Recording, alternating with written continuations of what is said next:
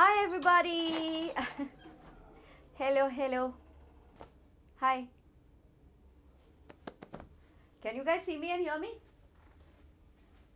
Just a second, बच्चा लोग.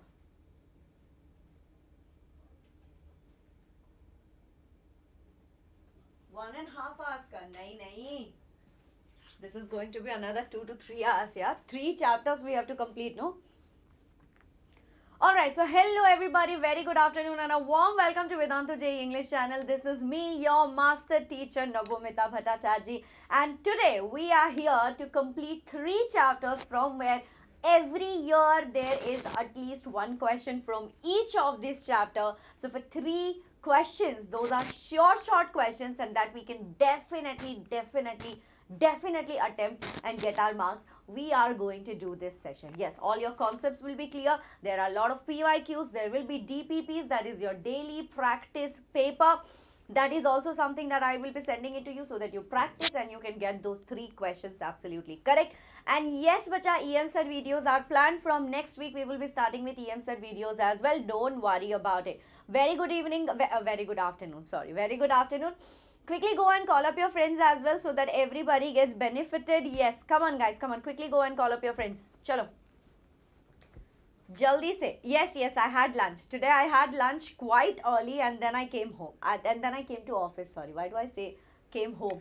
It feels like Vedantu office has become home.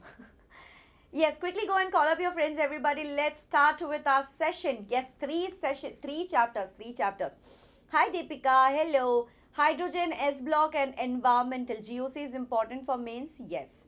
GOC is very basic, very fundamental. You might have to know. Yes, you will have to know. Otherwise, it is going to be a little difficult for you to solve the other questions. Okay. And anyway, complete class 11 syllabus accounts for 40% of the chemistry paper. Even physics and mathematics, it can be a little different, but 40% of your complete paper of JEE will be from class 11 syllabus, and the rest is 60% comes from your 12 syllabus. And 12 syllabus you are almost done because you have just appeared for your board exams, isn't it? Yes. Hydrocarbon 2, bacha, hydrocarbon 2, but I guess we will not have time for hydrocarbon. So what I'll do is I'll be giving you the notes for it so that you can study on your own and you can start with it. Okay. Yes, NEET students can also watch it. Okay, NEET students can also watch it. So let's start with it, everybody. Let's not waste any more time and let's begin. Had some practice problem enough for GOC? Yes, I did give you, but please don't say that only 10 questions can be enough. I can only give you 10 questions. I can only give you 20 questions, right? You will have to do some of the hard work on your own. I can clear your concept. I can give you practice questions which are only 5 to 10. But you will have to study on your own. So don't ask me questions like, ma'am, yesterday you gave us 10 questions for practice. Is that enough? Never. It cannot be. It's JEE. Come on, one of the toughest exam of the whole year.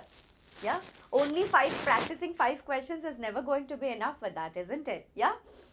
Alright, so let's do it. Last 5 years, yes, that should be enough. Chalo. Now that you are here, do not forget to subscribe to the session. Also, don't forget to like the channel, guys. Don't forget to like the video. To all those who are here right on time, thank you so much for coming right on time. Don't forget to hit the smash button. Smash the like button. Yeah. Don't forget to smash the like button so that it helps me also. Okay. And what happened? What are you guys doing? Why you guys are not turning up for the class, guys? Huh? You all are not turning up for the class. What happened? I mean, is this not helping you? These sessions are not helping you? Then let us know so that we can stop and we can do what helps you. Because in the first session we saw that you guys did turn up, but now as we are going forward, I see that many of you are not turning up. Why is that so?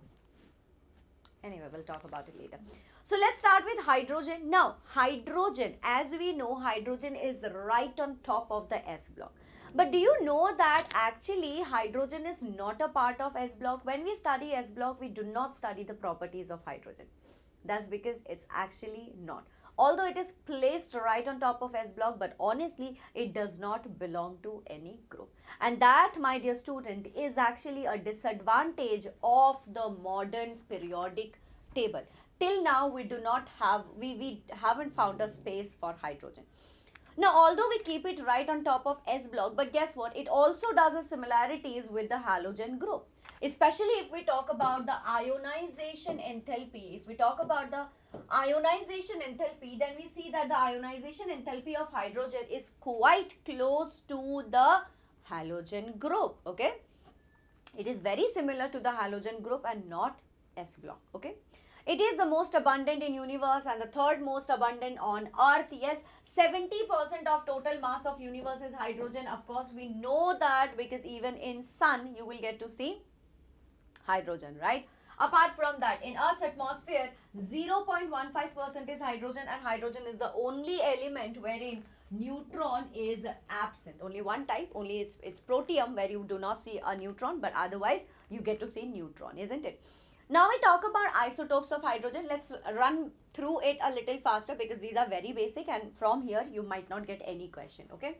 So hydrogen isotopes are protium, deuterium and tritium, isn't it? Protium, deuterium and tritium, these are the isotopes of hydrogen. Now mostly you find deuterium, yes, and concentration of tritium is basically 1 atom per 10 to the power 18 atom, okay? 10 to the power out of 10 to the power 18 atom of protium, only 1 atom might be tritium. And what is the half-life of it? The half-life of it is, my dear student, 12.3 years. Okay, 12.3 years is the half-life. Now, tritium, as we all know, it is radioactive, yes, and it emits low energy beta particle. What does it emit? Low energy beta particle, isn't it? Apart from that, H2, dihydrogen, okay, dihydrogen is very reactive. It is much more reactive than di-deuterium, that is D2, okay, D2. And due to, why is it more reactive? That's because of lower bond dissociation enthalpy. What do we mean by BDE? By BDE we mean bond dissociation enthalpy. All right, everybody, is this clear? Bond dissociation enthalpy, BDE. Let me write it down here just so that you don't get confused. Okay, BDE is bond dissociation enthalpy. Clear hai everybody? Amazing. All right, moving on from here now.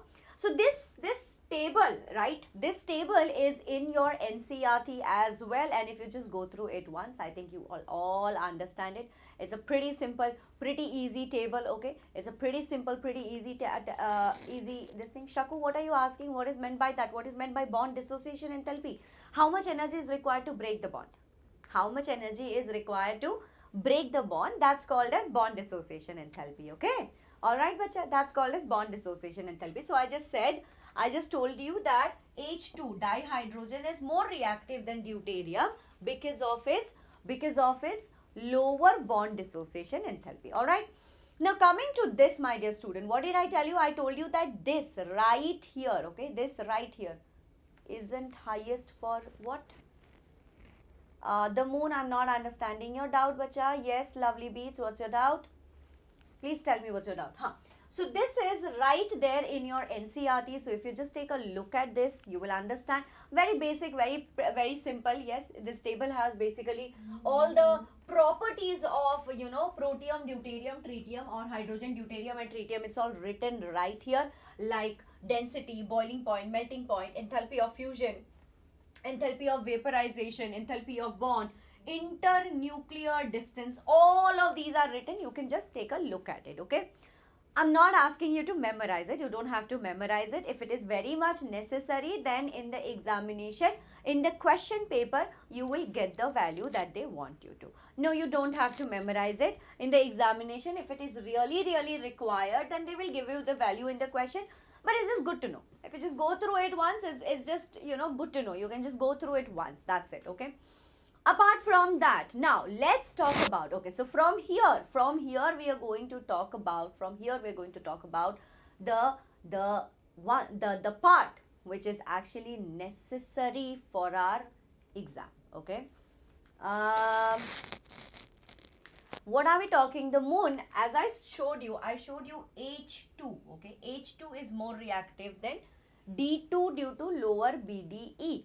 H2 is more reactive. H2 is more reactive than D2. We are doing a comparison, bacha, okay? We are doing a comparison and we are figuring it out that because of lower bond dissociation enthalpy, H2 is more reactive. Okay, I hope it's clear now. Yes, I hope it's clear. Chalo, moving on. So how can we prepare hydrogen? Yes, how can we prepare hydrogen? And for preparation of hydrogen, we are also talking about metal reacts with water. Okay, metal reacts with water. So let's talk about it. At room temperature, what you can do is you can take some sodium, make it react with water. What will you get? You will get 2NaOH, a base, and hydrogen. See, and hydrogen. You're getting a base and you're getting some hydrogen. Okay. So metal amalgams, they are used to slow down the reaction of the metal with water. And we all know that sodium is very reactive when it comes in contact with water. Do we know this? We know this. So it is also highly exothermic, isn't it? It's also highly exothermic. And that's why, my dear student, we might have to use metal amalgams to slow down the reaction. Okay, why will we have to slow down the reaction? Because I just told you that it is very, very, very reactive. It is what? It is very exothermic as well. Okay. Now, sodium and calcium are much more reactive in nature with water. However, when we come to magnesium and zinc, we see that they are not very reactive, right? Magnesium and zinc are seen that they are not very reactive with water, which is why what we have to do is, now we cannot do the reaction in room temperature. Okay, now we cannot do the reaction in room temperature. Hence, we will take some boiling water. What are we taking? We're taking some boiling water.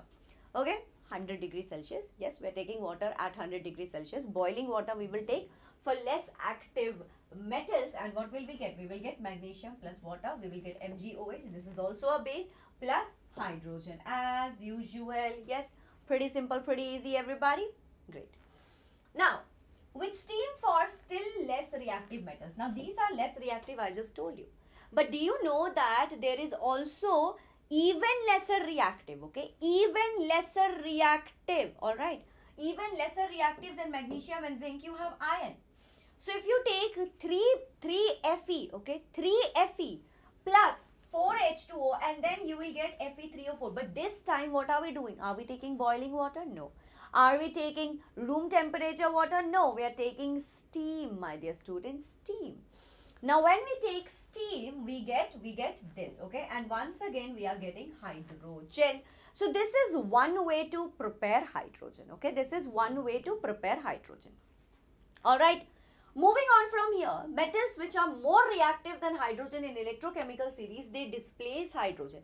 That's just displacement reaction, isn't it? Yes, that's just displacement reaction, which we have also studied in our lower grades, isn't it? Like how zinc can react with dilute H2SO4, it can replace hydrogen from here, it can form zinc sulfate, and hydrogen gas is liberated. Hydrogen gas is liberated, right? We have studied this. Then comes iron. Iron can also react with dilute HCl, and hydrogen is, hydrogen is displaced. And what do we see? We see FeCl3, and again hydrogen gas is liberated. All right. So less reactive metals which are less reactive than hydrogen. In the reactivity series, you will find that there are certain metals which are below hydrogen. So those metals which are below hydrogen, like silver, yes, like mercury, copper, they do not displace hydrogen. They cannot. Of course, they cannot, right? They will not be able to displace hydrogen in such a reaction. Okay. Now let's talk about how do metals react with alkalis. Okay. We are still talking about preparation of hydrogen. We are still in the topic of preparation of hydrogen, and now metal react with base and forms hydrogen. Okay, metal react with base and forms hydrogen. How? These are the reaction. The reactions are right in front of your screen. Okay, what do we see? We see that beryllium, when it reacts with sodium hydroxide, it can give you sodium berylate. Aluminium, when it reacts with sodium hydroxide, you can get sodium aluminate. Zinc, when it reacts with sodium hydroxide, you get sodium hydroxide. And in all of them, you see that hydrogen gas is liberated. Okay, so this is another way to prepare what? Hydrogen. This is another way to prepare hydrogen. How can you prepare hydrogen? Just make the metals react with alkalis and hydrogen gas will be liberated. Alright, hydrogen gas will be liberated. Understood everybody? Yes, is this clear? Is this clear, guys? Yes. Now, out of this, we see that aluminium and zinc, yes, they are amphoteric in nature as well. Okay, these are amphoteric in nature. These are amphoteric in nature. All right. Yes, we have spoken about this. Now.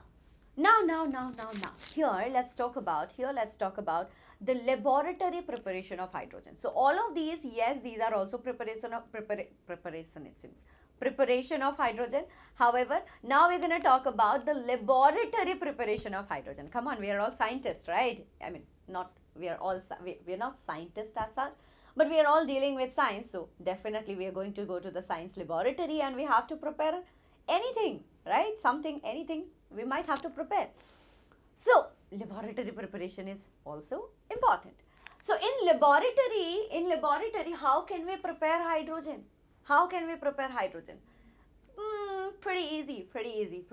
Yeah, you are all engineers, yes, but I'm not an engineer. I actually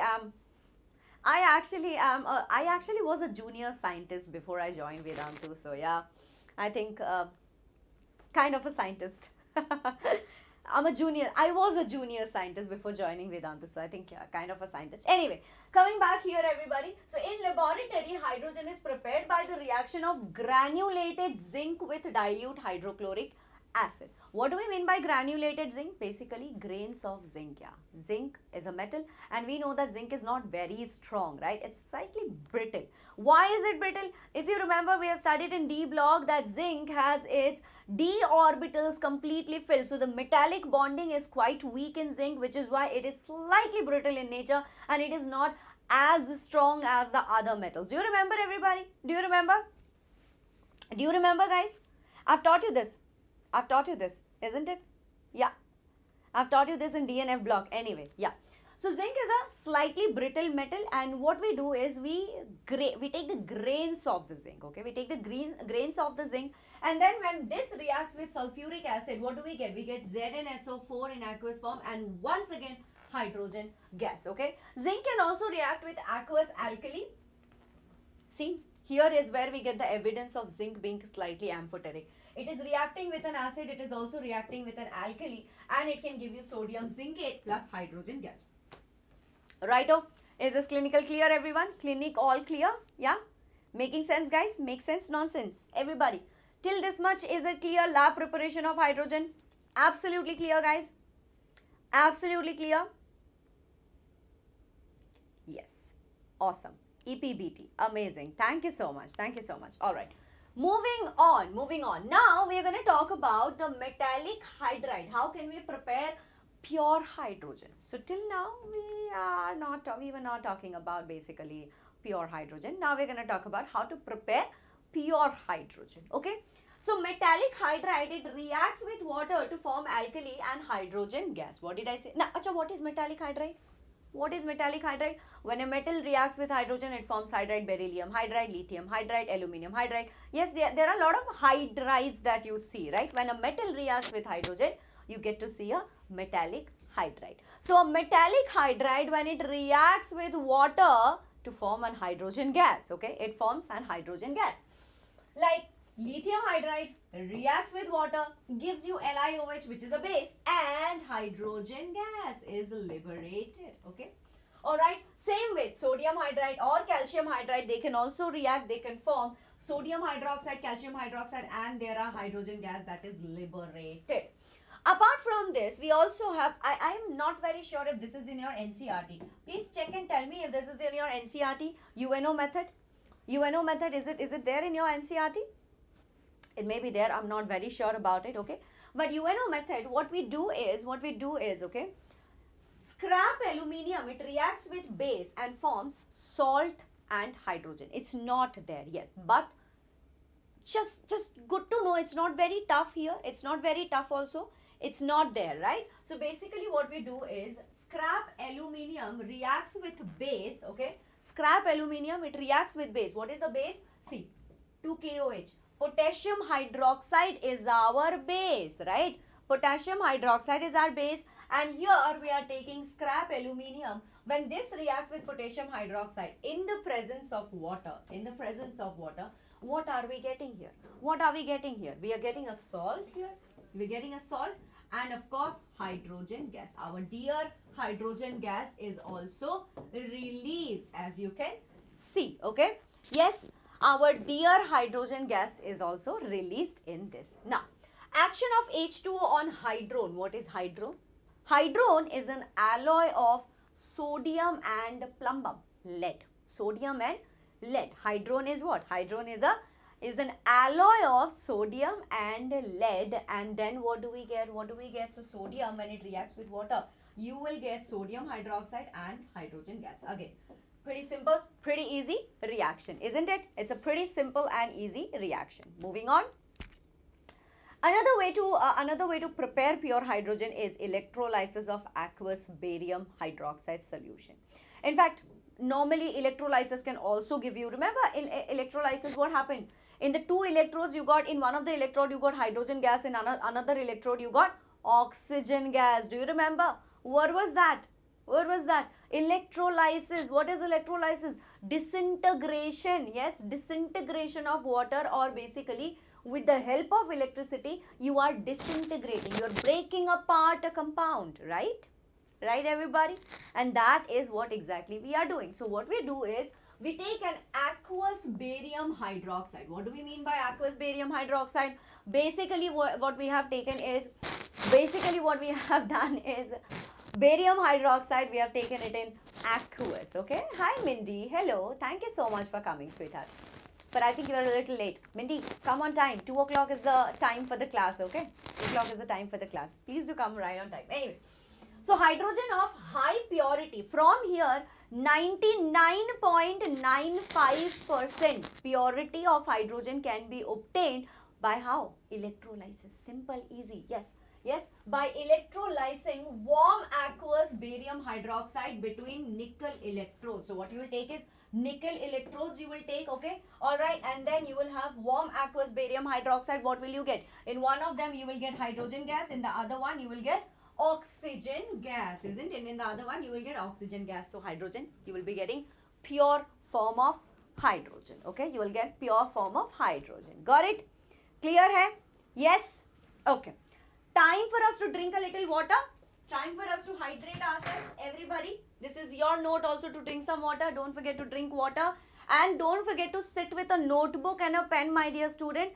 I guess it will be of a better use if you write it down while I am explaining these things, okay? I will be giving you the notes, no doubt. But when you write it down, things get imprinted in your head better, okay? So I guess they'll be helpful. Drink some water, everybody.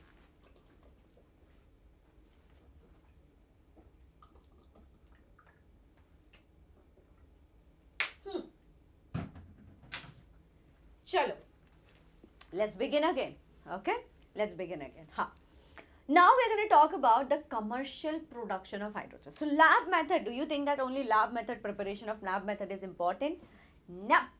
Preparation of lab method is not, preparation of lab method is important, yes, definitely. But tell me something, each day different color water bottle, nahi re. This is the office water bottle. This is the office water bottle. I reached office a little late today because, what do you call it? When the weekend is nearby, what happens? You tend to have this false sense of freedom, right? So yesterday I was thinking that, oh, Saturday is here, I'm going to rest. So I started watching this new series on Netflix called Rana Naidu, and it was 1:30 or 2 o'clock, so got up a little late. I came to office a little late. I couldn't fill my own bottle, so I'm drinking from the office bottle. The false sense of freedom hit me yesterday, and that's why this happened. Anyway, focus up.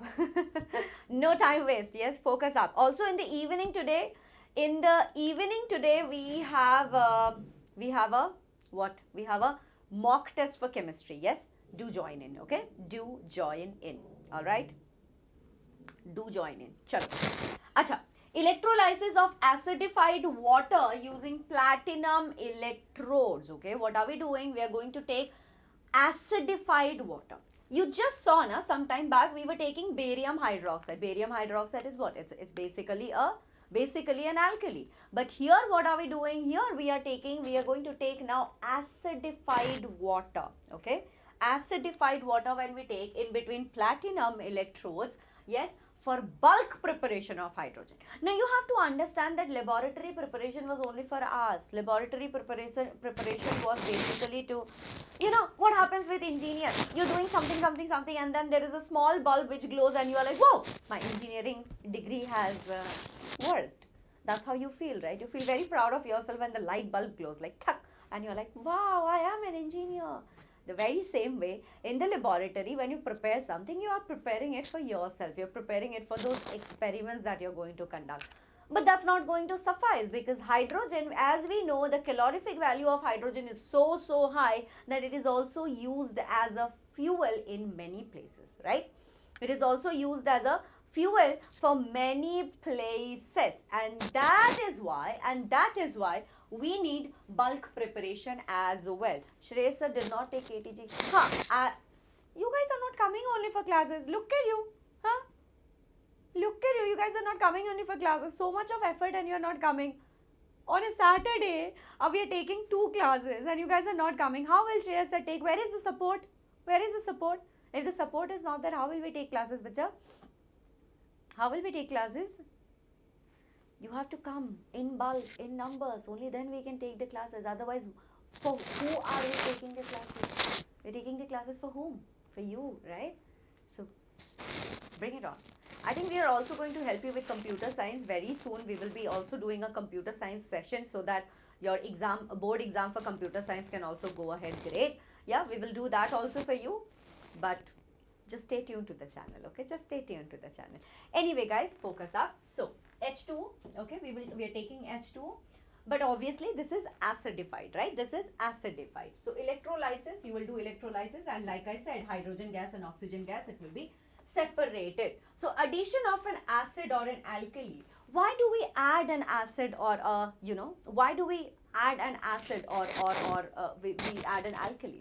That's because, as we know, just plain simple water might not be that great of a conductor. But when you add an acid or a bit of an alkali, right, just 2 or 3 drops, it makes it wonderful. What does it do? It can actually increase the conductivity of the water. It makes the water a good conductor of electricity. Hence, you will observe that at cathode, what happens is H plus E minus gives you hydrogen, and H plus H, it will give you dihydrogen gas here. At anode, 4OH minus gives you 2H2O plus O2 plus 4 electrons. Yes, plus 4 electrons. This is what happens. So at cathode this reaction, at anode this reaction, and then obviously in bulk preparation you do get hydrogen gas, more H plus, yes, which from here we can actually use it for other things as well. Yes, from here we get the other things as well. Yes, Ananya, I will sure do that. Okay, I'll do that. Now moving on, we also have again Lane's process. This is also not in your NCERT as far as I know, and as far as I have gone through the NCERT. Let me know, please check it out and let me know if Lane's process is there in NCERT. I don't think so. However, commercial production of hydrogen by Lane's process. So these are the topics from where you might get a question. Okay, these are the topics from where you might get a question. So please just go through them. Okay, just go through them. It's not there. Yeah, I thought so. Anyway, so what is Lane's process?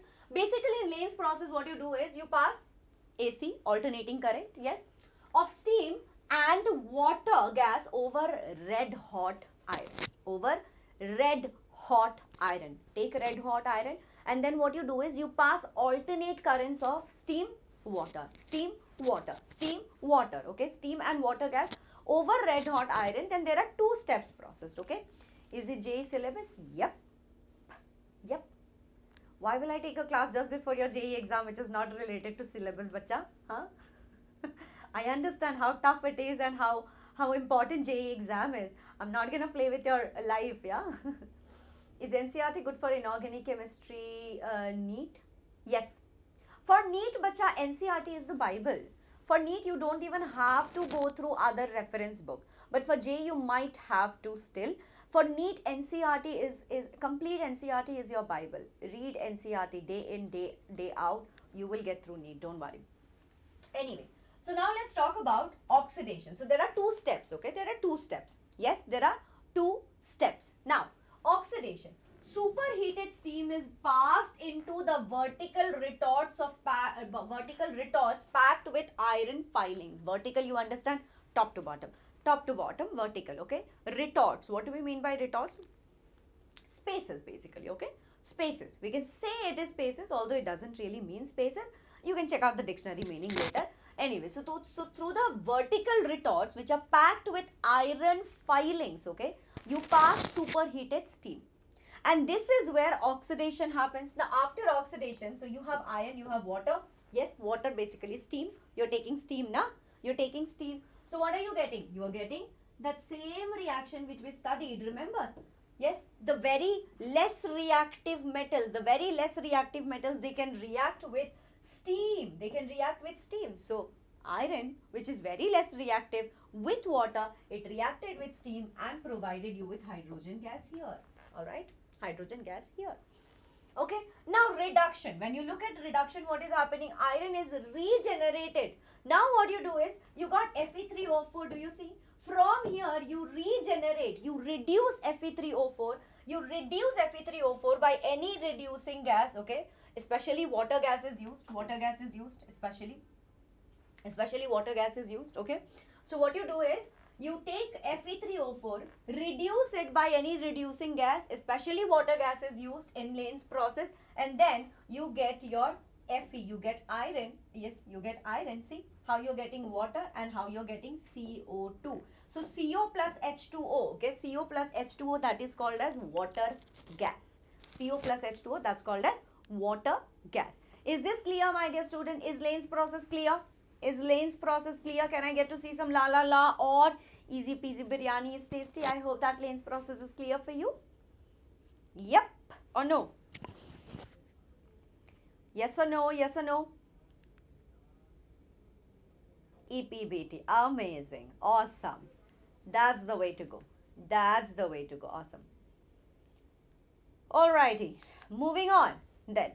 Moving on. Now, hydrogen can also be prepared by Bosch process. Okay.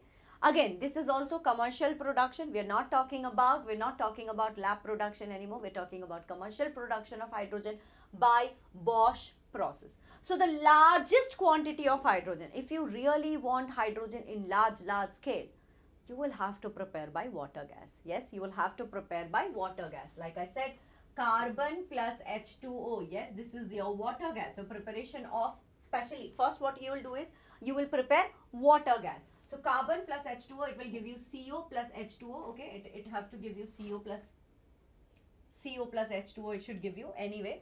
Yes, now in earlier days, what they used to do was, they used to take 1:1 mixture of carbon monoxide and hydrogen. Okay, in the earlier days, they used to take 1:1 mixture of carbon monoxide and hydrogen, and this was called as water gas. This was called as water gas. All right, yes. But nowadays, what they do is, they take any ratio. Nowadays, what they do is, they take any ratio of carbon monoxide and water. And nowadays, so in the examination or in anywhere, if you see syn gas, water gas, same. Syn gas is any ratio of carbon monoxide and hydrogen, and water gas was 1:1 ratio of carbon monoxide and hydrogen. Understanding the difference, guys? So water gas and syn gas are basically the same. Carbon monoxide and hydrogen taken in 1:1 ratio in the older days was called as water gas, whereas nowadays we take any ratio of carbon monoxide and hydrogen and we call it as syn gas. Yes? Okay? Now, since the mixture of carbon monoxide and hydrogen is used for synthesis of methanol and many other compounds, this process is also called as coal gasification. What do we call it? We call it as coal gasification. Understood, guys? Is this clear? Is this clear, everyone? How can hydrogen be prepared by acids? Mindy, I told you, bacha, we have already learned that, okay? Please rewind it a little bit and watch it, okay? Rewind it a little bit and watch it. I've already taken care of that, yeah? You're a little late to the class. That's why I said that you must come to the class at the right time. You have to. You gotta come to the class at the right time. Otherwise, you'll miss out on it. Crystal all clear. Great. Okay. Now, now what are we going to do is step B. B step, matlab second step. Okay, we're talking about second step. Separation of carbon monoxide from water gas. Okay, how are we going to separate from how are we going to separate how are we going to separate carbon monoxide from water gas? We're going to separate it as C. Water gas is mixed with twice its volume with steam. You take water gas. What is water gas? H2 plus carbon monoxide. Yes, H2 plus carbon monoxide. We take that, and then what we do is twice the volume of this with steam. Okay, twice the volume of this with steam. When we make it react, what do we get? What will we get? See, we are getting CO2 plus hydrogen gas, isn't it? Yes. Also, we are adding a catalyst here, FeCrO4, which will oxidize CO to CO2. Alright. Why are we taking FeCrO4? So that it can oxidize CO to CO2. Okay. This reaction is called as this. This I have already taught you actually. When I took the mind map of hydrogen and S block, I have taught you this. That this reaction is called as water gas shift reaction. What is it called as? Water gas shift reaction. Okay. Alright. So, you can see, you can take CH4, water, then what will you get? You will get syngas here, okay? You will get syngas here, and syngas is processed through Bosch process to obtain hydrogen, okay? That's it. That's how you are going to get some hydrogen once again from Bosch process. Yes, now let's study about the chemical properties of hydrogen. So my dear student, yesterday when we were talking about, no, it's fine. But just one catalyst, yeah. One catalyst in Bosch process, that is FeCrO4. That's it. FeCrO4 in Bosch process. That's it. Okay. Now, when we study, when yesterday we spoke about general organic chemistry, or there was this another chapter which I couldn't do yesterday, hydrocarbon. Yes, which I will give you the notes of it, because right now we do not have so much time. I'll give you the notes of it in the Telegram channel. You can read it. And if there are doubts, then you can definitely ask me in the Telegram channel, okay? I will also give you daily practice paper for hydrocarbon. Anyway, now when we notice, we see that organic chemistry is completely dependent on carbon. But have you also noticed that in organic chemistry, hydrogen also plays a vital role? Hydrogen is also there. As much as carbon is there, hydrogen is also pretty much there, right? Right? Yes? Isn't it? So that means that hydrogen can also react with many substances and it can form a lot of things. And hence, chemical properties of hydrogen does come in picture. So let's talk about it. Hydrogen, you will see that it can react with copper oxide and it can form copper plus water. It can react with ZNO and it can form Zn plus water. Okay. It can react with oxygen and form water. Our very famous Jal hi Jeevan hai. Water is life. Life is water and all of that we speak. Yes, water it can form. It can also react with sodium or lithium or calcium and it can form hydrides. Okay, it can form hydrides. It can also react with halides. X2 is halide. It can form HX, hydrohalide, right? It can form halide with fluorine, chlorine, bromine, iodine and all of that. Now the reactivity, okay? The reactivity is, everybody, the reactivity as you can see is fluorine will obviously be the most reactive. Then there will be chlorine, then there will be bromine, and then there will be iodine, okay? Then there will be iodine, okay? It can also react with nitrogen and it can form ammonia, NH3 can react with carbon, form CH, can react with sulfur and form H2S.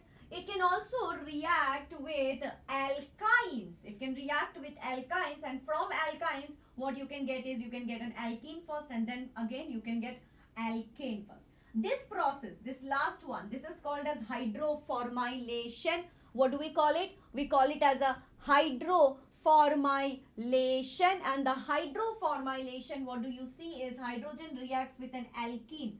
This is an alkene. Hydrogen reacts with an alkene in the presence of water gas. In the presence of water gas, what does it form? It forms an aldehyde. See, here it has become propanol. It is forming propanol. You take an alkene in the presence of water gas. It forms formylation. Hydroformylation happened. It formed an aldehyde. Understanding, guys? Understanding? Yep. That's all that is. That's all there is. Okay. Now let's talk a little bit about the hydrides. I've already told you. That what are hydrides? Metallic hydrides, isn't it? Hydrogen reacts with a lot of metals and it forms hydrides. Yep. Yes. So hydrogen combines water gases CO plus H2. Yes, Abhiraj. Absolutely right, bacha. So hydrogen, it combines with a large number of other elements. There are a lot of elements that it forms compounds with, and it can form compounds with metals as well as non-metals, except noble gases. Of course, noble gases are what? Posh and snob. They don't react with anybody, right? Yes. So noble gases, as we know, they're quite posh and they're quite snob, right? They're very like, not gonna meet you, not gonna mingle with you. Yeah, they're very what do you call it? I don't know. I forgot the word. If you know, let me know. I forgot the word. Anyway, so noble gases, they don't, yeah. So except noble gases to form binary compounds called hydrides. They form hydrides with metals. They form hydride with non-metals. Now, if you write E, okay, let's write the symbol E to understand that it is reacting with an element. Okay. Yes, we will write E for element. Okay, E for element. Then we understand that there are hydrides which are of the form EHX. Okay.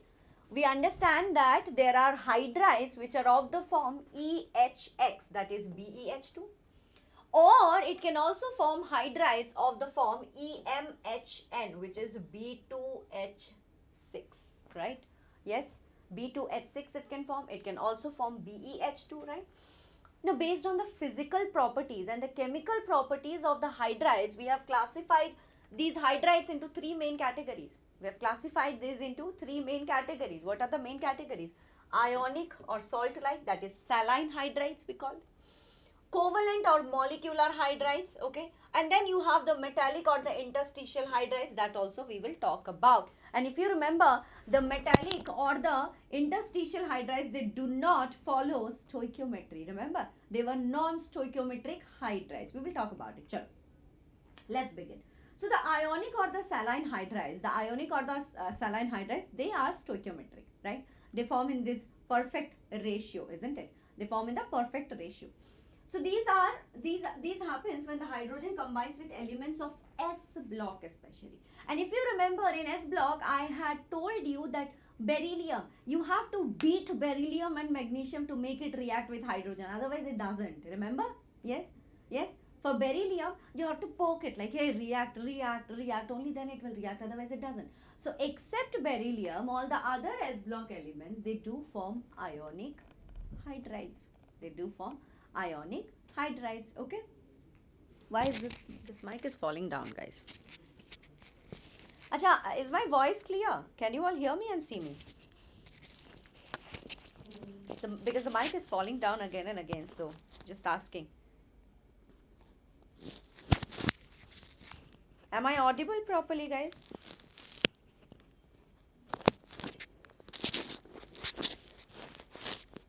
I am? Okay. Cool. Alright then, moving on. Now, some of the important properties, okay, let's also understand the properties of saline hydride. So, you will notice that there are white crystalline solids which have ionic lattices and behave like salts, okay. They are white crystalline solids, absolutely white crystalline solids. They have ionic lattice and they behave like salts. But are they salts? They behave like salts, but they have very high melting point and they have high boiling point as well, okay. The density of ionic hydride is higher than that of metal from which it is formed, okay. The density, if you notice, okay. Yeah, sure, absolutely sure, bacha, no problem. Yeah. So the density of ionic hydride, it is higher than that of metal from which it is formed, right? Yes, the density of the ionic hydride that it has formed, it is higher than the metal with which it is forming. Okay? And this is why does this happen? Why does this happen? It's because the hydride ions, they occupy the holes in the lattice of the metal without distorting the metal lattice. For example, let's just imagine that if this is the metal lattice, okay? If this is the metal lattice, right? This is my metal lattice, Now what the hydrogen will do is, the hydrogen will not distort the shape of this metal lattice. Rather what it will do is, it will enter these places. Hydrogen will come and take these places. Hydrogen will come and take these places. So see how it is not distorting the lattice at all. It is not distorting the lattice at all, but it is taking the interstitial space and it is increasing the density of the hydride. Do we make sense? Yes? Make sense or nonsense, everybody? Make sense or nonsense? This was clear? This is clear? This was clear, right? Okay.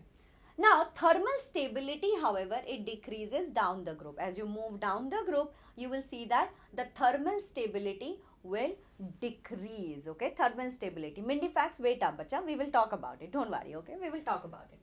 Examples are sodium hydride, calcium hydride and all of these. Right now, we are only talking about sodium hydride, calcium hydride, you know, lithium hydride, things like this, okay? We haven't reached to LiAlH4 and all of this, but we will talk about it. Don't worry, okay? Moving on, let's talk about the covalent or the molecular hydride.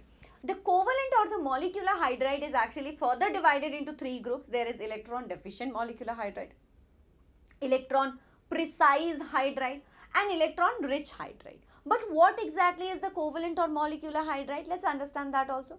So the covalent or the molecular hydride are the compounds of hydrogen with p block. Yes, hydrogen with p block. Ionic hydride was hydrogen with s block elements, but covalent or molecular hydride is hydrogen with p block element, and the most common hydride that you find is CH4, H2O, NH3, etc. And in these cases they form covalent bonds. Okay, in these cases they form covalent bonds. So the molecular hydrides, like I just told you, that they are further divided into electron deficient, electron precise, electron rich. What do we mean by electron deficient? Octet is not complete here. Okay, octet is not complete. Let me take some more space and write it. Just a second. Octet is not complete here in case of electron deficient. In this case, octet is perfectly complete, okay? Octet is perfect.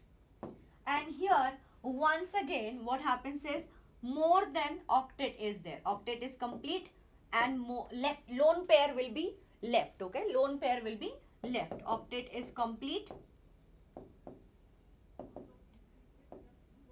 with extra electrons. Extra electrons will also be left. Alright, so let's talk about it, guys. Let's talk about it, okay? Yes. Now, electron deficient molecular hydrides, the elements that do not complete their octet even after making bonds with hydrogen. Now, you notice that there are elements, they have formed the bonds and yet their octet is not complete. Yet their octet is not complete. For example, B2H6, ALH3, BEH2. Do you remember B2H6? It forms a dimer and there are those 3 center, 2 center electron, 3 center electrons, 2 center electrons. Do you remember? It doesn't complete its octet, my dear student. Doesn't complete its octet, okay? So these are formed with group 13 elements, okay? The electron deficient molecular hydride, they are formed with group 13 elements.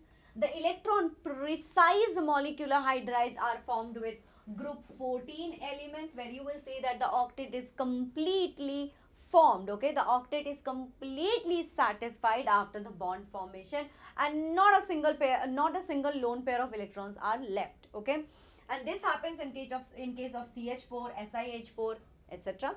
Now when we go to electron rich molecular hydride, you will notice that lone pair is left. See, NH3 has a lone pair, H2O has a lone pair, HF has a lone pair. Do you see? These have lone pair left. Even after the bond formation, lone pair is still left with them. This happens in case of electron rich molecular hydrides. Am I clear, guys? Am I clear, everybody? Yes. Now, like I said, that metallic or non-stoichiometric or interstitial hydrides are also formed. What are these interstitial hydrides? Take a look at this place. Take a look at this. TiH. titanium hydride. Do you see that instead of writing H2, H3, it's not a whole number, rather it's an integer, it's a decimal, 1.5 to 1.8. Heh? Who reacts like this? How will 1.5 hydrogen be bonded to titanium? Well, that's because they take the spaces that are empty in between. Now, you know that D block elements, they have a huge surface area, isn't it? Yes, they have huge surface area. Their molecules are quite okay enough sizes. So, in between the spaces that are left, hydrogen takes those. And that's why they are called as interstitial hydrides. They take the space that is left behind, the space that is remaining. They take those, the hydrogen takes those spaces, and that is why it is called as interstitial hydride, okay. In group 6, you will see that only chromium can form hydrides, okay. Only chromium can form hydrides, no one else, okay. These interstitial hydrides, they are formed by the group of 3, 4, 5, 6 and group 10, 11, 12, okay. They form these hydrides. Apart from that, group 7, 8 and 9, they do not form hydride, as these groups are collectively known as hydride gap, okay. What did I say? Group 7, 8, 9, they don't form hydrides, and it is called as hydride gap. What do we call it? Hydride gap, because they don't form the hydrides, okay. Alright. Earlier, we thought that hydrogen atom being small, can occupy some interstitial sites in the metal. That's what we used to think. Yes. Except for hydrides of nickel, palladium, cerium and actinium, other hydrides were found to have lattice different from the parent metal. Instead of these metals, just apart from these metals, we saw that the other hydrides were found to have lattice that is different from the parent metal. They did not have the same lattice as the parent metal. Their lattices were different, okay. And we saw that the composition may not correspond to simple whole number ratio, which is what I just told you right in the beginning. As you see, TiH, titanium hydride, 1.5 to 1.8. It's not a whole number, right? It's not a simple whole number. You take a look at zirconium hydride, 1.3 to 1.75. How is it possible?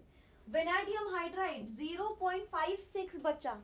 0.56 hydrogen is bonded to vanadium. See, this is your non-stoichiometric. It's not in the perfect ratio. Okay, it's not in the perfect ratio. That's what we mean. So, properties of metallic or non-stoichiometric or interstitial hydride, okay. Let's understand their properties also. But before that, let me drink some water. Yes, let me drink some water, guys.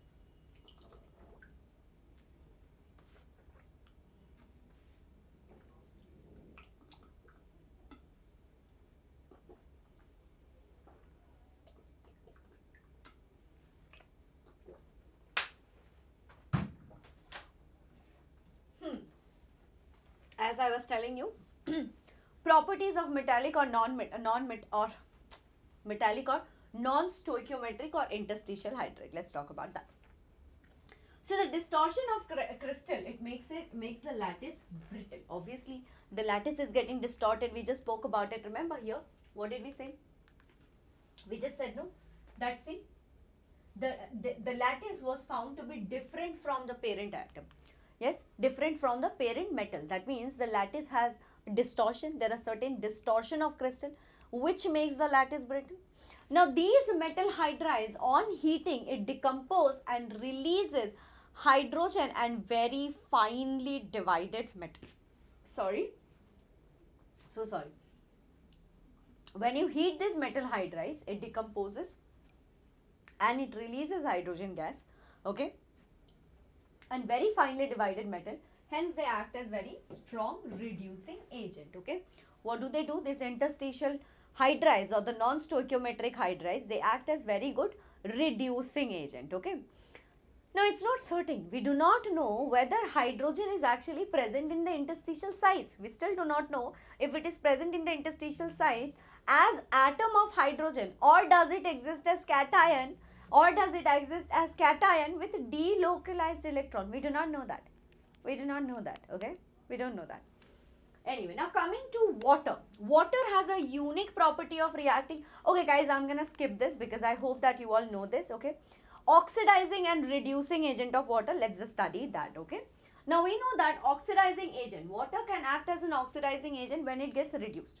And in many reactions we see that, see how H2O, it will reduce, it will get reduced as in it will lose the oxygen, and it is forming hydrogen gas, okay? It will form hydrogen gas. And you also notice that H2O can get reduced to dihydrogen by highly electropositive metal. So if you introduce a highly electropositive metal, what will happen here? H2O will react with sodium, form NaOH plus hydrogen gas here. Calcium hydroxide and hydrogen gas. Zinc oxide and hydrogen gas. Iron, Fe3O4 and hydrogen gas. Magnesium hydroxide and hydrogen gas, okay? So these are the reactions that you will get to see. Now, hydrogen also water can also act as a reducing agent, okay? When it gets oxidized, see what will happen here. See, it will act as a reducing agent when it is reacting with fluorine. Yes, what will happen?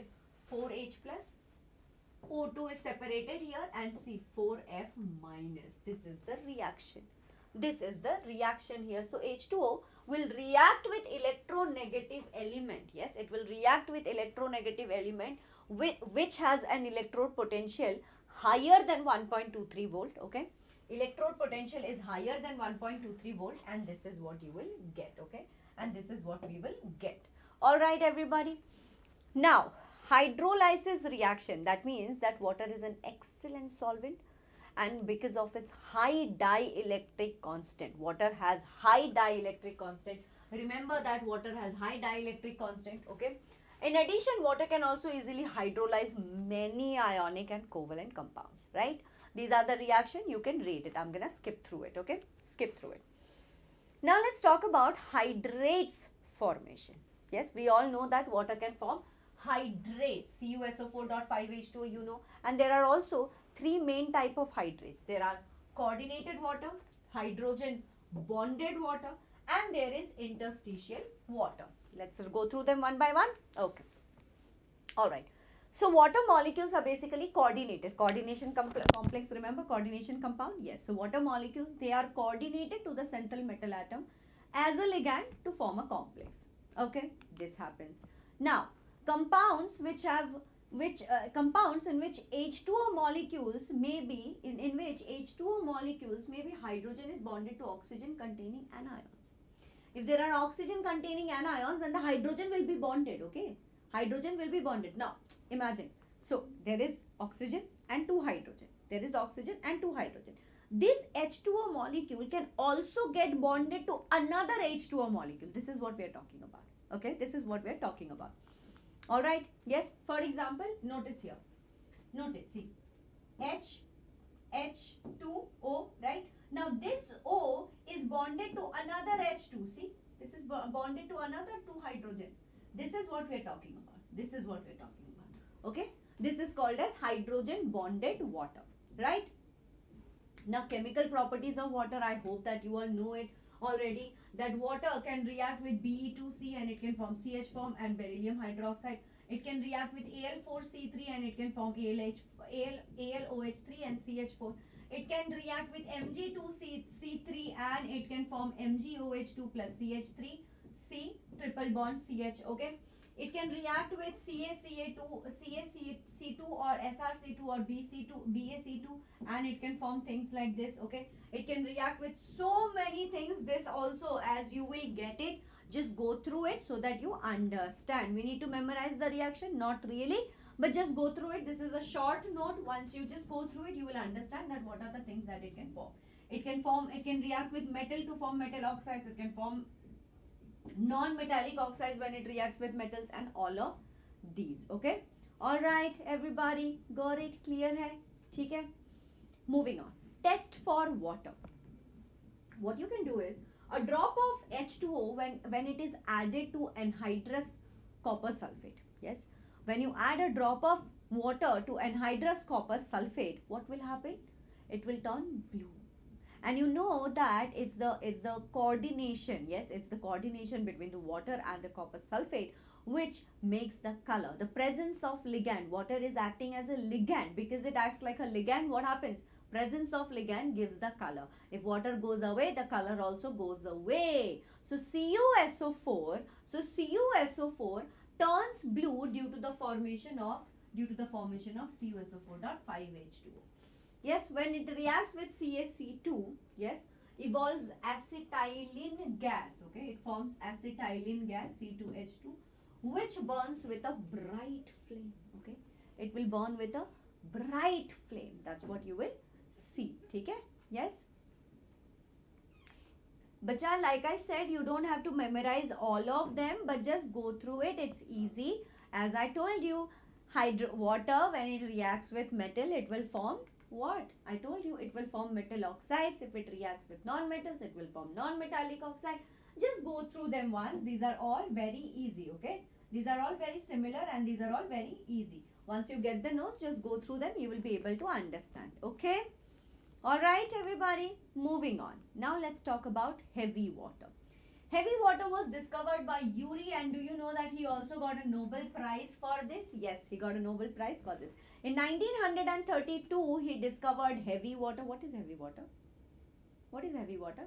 Heavy water is basically not H2O, but deuterium is present instead of protium. Okay? Deuterium is present instead of protium. So, examples of compounds prepared using heavy water. Okay? What are the compounds? Examples of compounds that are prepared using heavy water. See, CaC2 plus D2O, if it reacts with heavy water, you will get C2D2. Okay. SO3 plus D2O, you will get D2SO4. That means deuterium sulfate. Okay. Al4C3 plus 12D2O, you will get 3CD4 and 4AlOD3. So basically, instead of hydrogen, you're just writing D. That's all. That's all. Very simple, very easy. Where is this heavy water used? Where is this heavy water used? Now, heavy water, my dear student, it is used as a moderator in nuclear reactions. I don't know if you know this, but pretty sure that you should be knowing, because it's what? General knowledge. Yes, everybody knows that it is used as a moderator in nuclear reaction. It is used as a tracer in study of mechanism of reaction. It is used in the preparation of deuterium compounds. Alright, these are the things that happen to it. Yes, then there comes about hard and soft water. Just read the note, you will be able to understand effects of hard water. Yes, we understand all of these. These are very simple. Now what we have to understand is temporary hardness and permanent hardness. Okay, hard water, temporary hardness and permanent hardness. So temporary hardness, it occurs because of this: bicarbonates, magnesium and calcium. Okay, magnesium and calcium bicarbonates, when we have them, you get temporary hardness. Permanent hardness occurs when there are chlorine or sulfate. Okay, chlorine or sulfate. All right, when you get chlorine and sulfate salts of magnesium and calcium, that's when you get permanent hardness. Yes. Now, what is this temporary hardness and permanent hardness? You must have seen, right? In your home, the bucket starts to have this discoloration and it becomes all like a whitish color, grayish color, weird. Or the tap might also look a little weird. Have you noticed? Have you noticed, guys?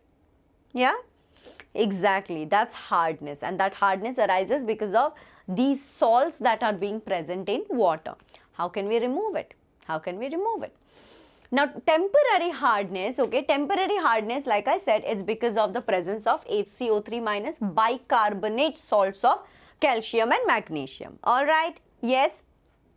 Ha, Sujata. It's not enough, not enough. Just one book cannot be enough, bacha. JEE is a tough exam. I keep telling you this. Just one book is not enough. You will have to do mock test. You will have to do sample papers. Okay. So only one book, you cannot call it enough. I have told you so many times this thing. Anyway, and permanent hardness, like I just said, that it is due to the presence of chlorine and sulfate salts of calcium and magnesium. Yes. Okay. Now, Now moving on, let's understand that by boiling, okay, temporary hardness can be removed very easily. If you just boil the water, what will happen? You will see that the salts, they just deposit at the bottom. They just deposit at the bottom and the water will be there, okay, and the water will be clear. So this is one thing you can do. What happens? The precipitates are settling down and you will get water. All right, you will get water. So just by boiling we can do this. Apart from that, now we have the proper methods from where we can have questions. By Clark's method, we can use Clark's method, okay. In Clark's method, what do we do in this process? We add the amount of lime, okay. We add some amount of lime, okay, to hard water which contains bicarbonates of calcium and magnesium. Now see what happens. You have calcium bicarbonate. Now you will be adding lime, CaOH2. CaOH2 is calcium hydroxide. It is lime, isn't it? It is lime. So CaOH2. Now what will happen is you will get calcium carbonate as precipitate. Calcium carbonate will come out as a precipitate and water will be free of the hardness. Easy peasy biryani is tasty. Yes, right? Yes. Absolutely, okay. Now, if you have magnesium bicarbonate, okay, with magnesium bicarbonate, if you again add lime, what will you get? Magnesium hydroxide will form as a precipitate. You know that magnesium hydroxide is not an alkali, it's a base. Magnesium hydroxide is not an alkali, that means it is not a soluble. Yes, it's not a soluble base. It does not get dissolved in water. So as PPT, as precipitate, magnesium hydroxide will be out, and we will see that calcium carbonate is also out, but water will come out as it is. This is our Clark's method. Very easy, very simple, right? Very easy, very simple. There is nothing much that we have to do here. Now what we will do is we can also add washing soda. Once again, it brings me to my favorite song, washing powder Nirma, detergent powder Nirma, hai na? Moving on. I have to just sing it. Every time I say washing soda, I have to sing it. है ना? दूध सी सफेदी निरमा से आए सबकी पसंद Nirma.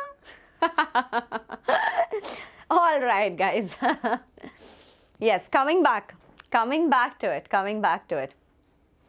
Chalo.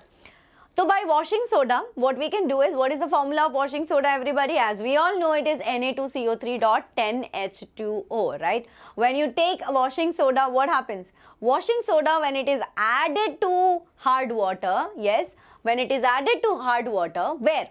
Now this time we're talking about permanent hardness. Are we still talking about temporary hardness? Nope. We're talking about permanent hardness now, where we have the sulfates and chloride salts of calcium and magnesium. And then what happens? See, you have the metal, which is calcium and magnesium. You have Na2CO3. Yes, now what will you see? You will see that the metal, that is magnesium or the calcium, will form a precipitate with the carbonate, and your 2Na plus sodium will come out. And that means that it will also give you what? It will also give you water. Yep. All right. I sing well. Aha. I'm just a bathroom singer, but sometimes I also sing in front of the camera. Yes. Sometimes I do that. Anyway. Now we come to the better part of this. That is ion exchange method. What is it? Ion exchange method. See, I'm a Bengali. This is how usually people talk, right? In Bengal. Have you heard?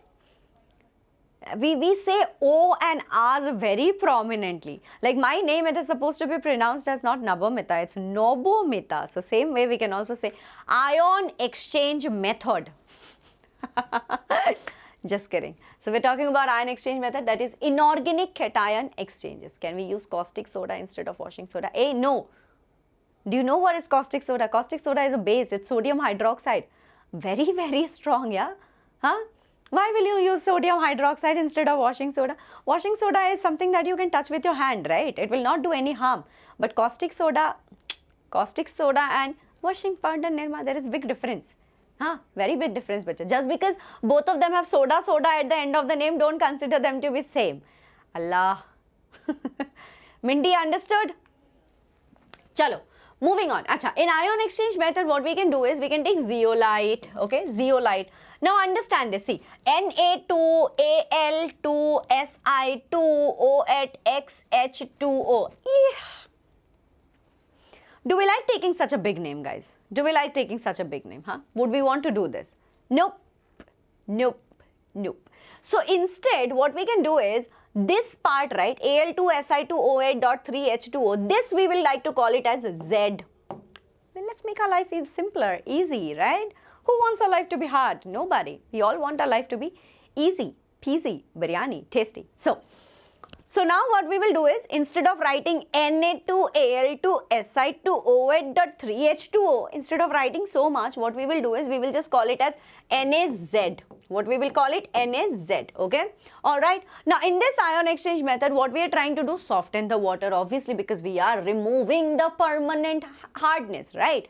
We are removing the permanent hardness, and that means that when we take this zeolite, okay? This whole thing is basically zeolite, guys. This whole thing is zeolite. So instead of writing zeolite, or instead of writing such a huge formula, we will write it as NaZ.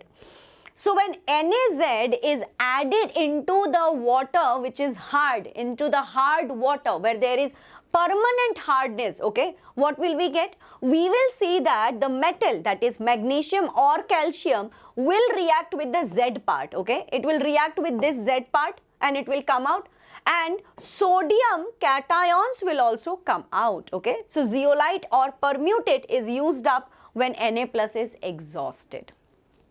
Alright, yes, it is all used up when it is all exhausted. When sodium is all exhausted, that's what happens. Okay? Oh, thank you so much, Echa. Thank you so much. That's exactly my my point.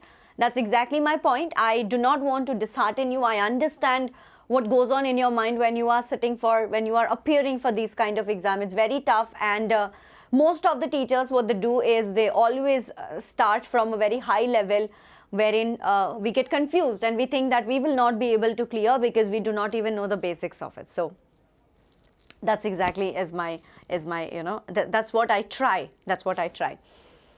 Is this lecture enough to NEET exam? Bacha, a lecture can never be enough. Please stop asking this question if one book is enough, if one question is enough, if this lecture is enough. No. With lecture, you must practice. You have to prepare with mock paper, sample paper, study books. Just lecture. Lecture is only a form of me explaining the things to you. How will it be enough? From here, you are only going to understand the concept, but where is the practice? You have to practice, bacha. So please stop thinking that only watching the lecture is enough. No. After watching the lecture, after watching the concept, after understanding the concept, you have to apply. Okay? So please watch the lecture, then apply it in your studies. Cool? Moving on. Ion exchange we have understood. Now regeneration of permutate. Check it out. Sorry? Hey, no sorry. I was just explaining. Why are you saying sorry? I'm not angry. I'm just explaining. Okay? I'm just explaining.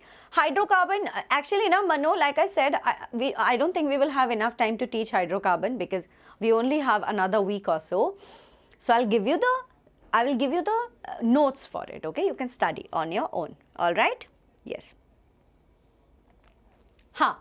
Acha. So ion exchange method, that is inorganic cation exchange. See, we just spoke about it, right? How we use zeolite, and we have done this. Now, what we're going to do is we're going to regenerate the permutate, okay? So the zeolite, it gets exhausted because the whole of sodium zeolite gets converted to calcium or magnesium zeolite, right? You just saw, isn't it? See, this was my metal, this was my calcium or magnesium. With this, the zeolite came with, right? And sodium was out. So now what I want to do is I want to regenerate it. I want to regenerate my zeolite. So what I'm going to do is I will just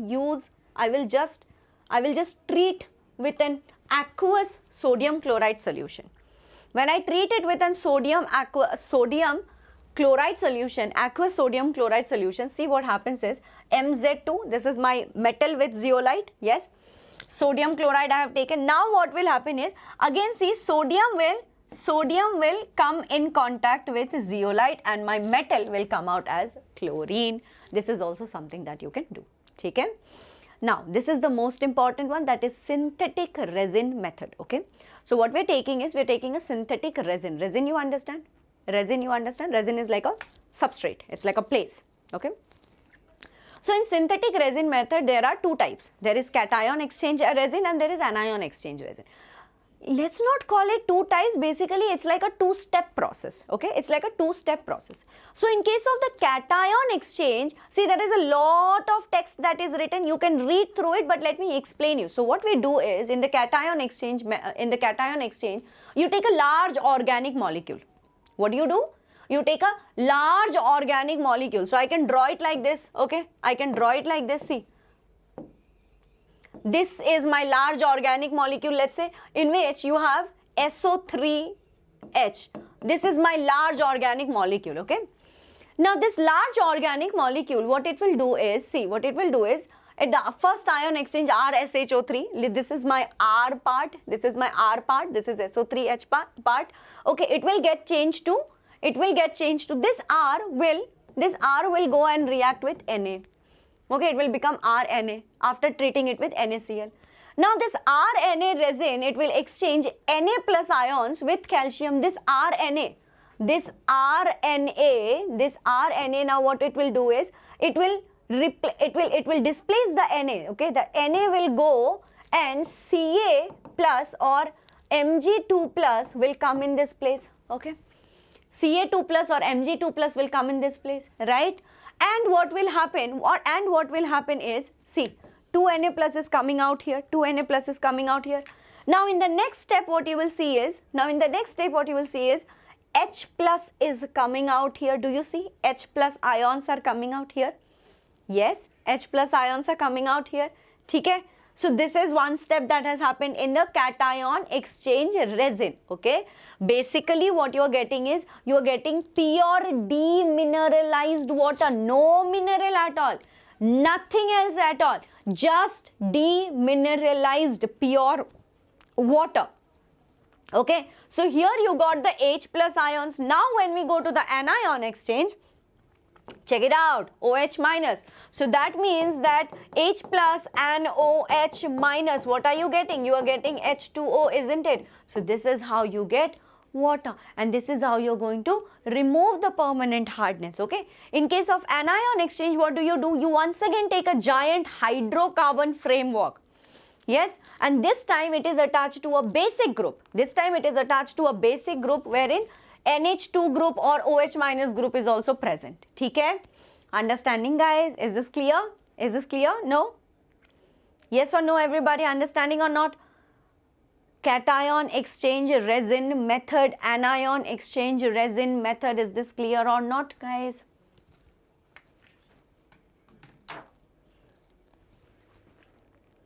Clear?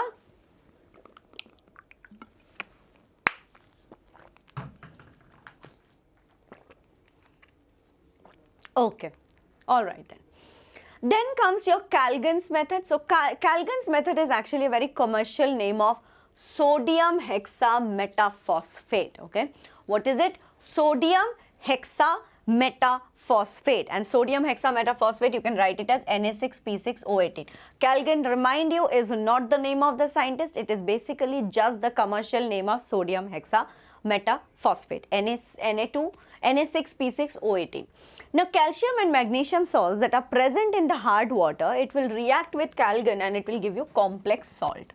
It will react with this thing and it will give you complex salt. Okay, all right, and these complex, they keep the Mg2 plus and the Ca2 plus ions also in the solution. Okay, it will keep the Mg2 plus and Ca2 plus in the solution in complex form only. And when it becomes a complex form, see, it is inside the coordination entity. These guys, they will not be able to react any further. So, khatam, permanent hardness, tata, bye bye. That's it. Okay, all right, yes. Sounds like a name of the, no, it is not, Anyway, now we come to hydrogen peroxide. Hydrogen peroxide, as you all know, what we can do is, the first method is Merkel's method, okay. Merkel's method from sodium peroxide, okay. So when sodium peroxide, it reacts with acid, it forms salt and hydrogen peroxide. All right, it forms salt and hydrogen peroxide. See, sodium peroxide reacts with H2SO4, gives you sodium sulfate and hydrogen peroxide. Okay, this was your Merkel's method. Then you can also prepare it from barium peroxide. You can also prepare it from hydrolysis of Caro's acid. Guys, do you remember? In the previous year question, they had asked you what is the oxidation state of S? Oxidation state of S in Caro's acid. Important. They have asked you this. They have asked a question from this, everybody. We have seen it in our previous year questions that hydrolysis of Caro's acid, this is your Caro's acid, this H2SO5. They have asked you the oxidation number of sulfur in Caro's acid, and it is a little tough because see, here you also have peroxy bond, okay? Here you also have peroxy oxygen linkage. So be very careful. If you want, you can also find out, you can also practice the oxidation state about Caro's acid, and then you can go to the exam, okay? Easy, simple, but just a little tricky, okay? Just a little tricky. Okay. Moving on from here, you also see that by electrolysis, you can prepare hydrogen peroxide, okay? Apart from that, I'm going to skip this here. What is this? Industrial method of preparation of hydrogen peroxide by auto-oxidation of 2-ethyl anthraquinone, you can do this. Apart from that, this is the chart directly from NCERT, just go through it, okay? Now let's talk about the physical properties of hydrogen peroxide. We know that hydrogen peroxide is a pale blue liquid, almost colorless. It is miscible with water in all proportions. Whatever proportion you take, it will be miscible with water. 30% solution is marketed as 100 volume H2O2, 100 volume of peroxide. Melting point is this, boiling point is this. It forms hydrate H2O2.H2O with melting point 221 Kelvin. All right, blah, blah, blah. Strength of hydrogen peroxide. What is this? What is oxidation state of Caro's acid? Superstar. Sure now, bacha. Can you find it out? You know how to find oxidation state, isn't it? Also, check out my you know what? I'll take a session on most repeated JEE questions. We can do it there. We'll do that there. Anyway, so volume strength of H2O, you can just read through this. This is important. So hydrogen peroxide, it's a non-linear, non-planar molecule. Neither is it in line, nor is it in one plane, okay? Nor is it in one plane. If you want to actually visualize it, somehow this is how hydrogen peroxide looks like. This is how it looks like. This is how. So you basically have, do you see? One hydrogen is here and the other hydrogen is here. So you have this angle right here is 94.8 degree. This angle right here is 94.8 degree. This angle, okay, this angle right here is 101.5 degree. All right, yes, are you getting it?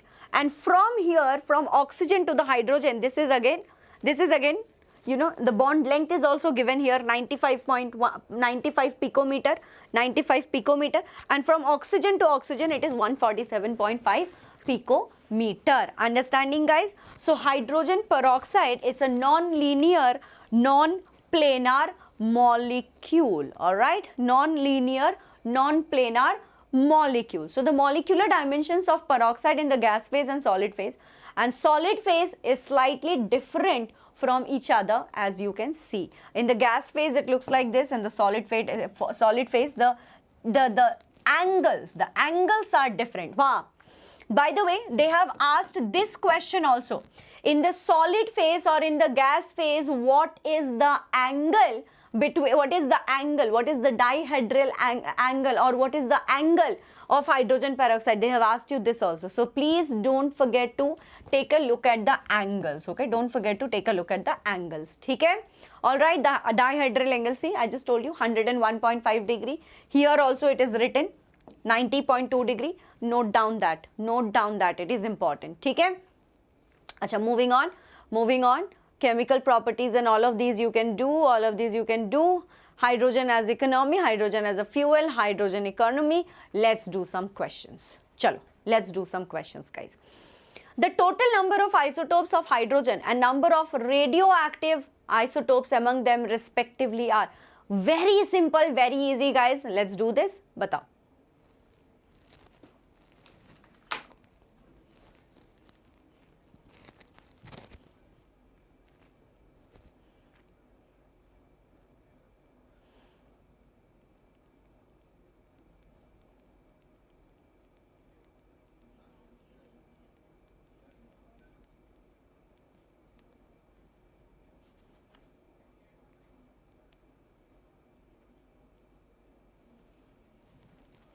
All right, I can see a lot of answers. Let's see. Very good, very good, very good.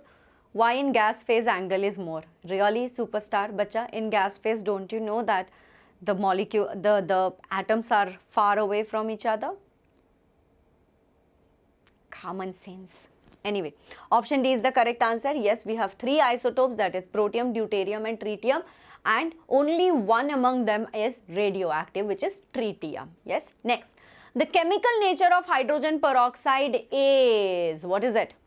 Oxidizing and reducing agent in both acidic and basic medium. Oxidizing and reducing agent in acidic medium but not in basic medium. Reducing agent in basic medium but not in acidic medium. Oxidizing agent in basic medium but not in basic medium. Tell me.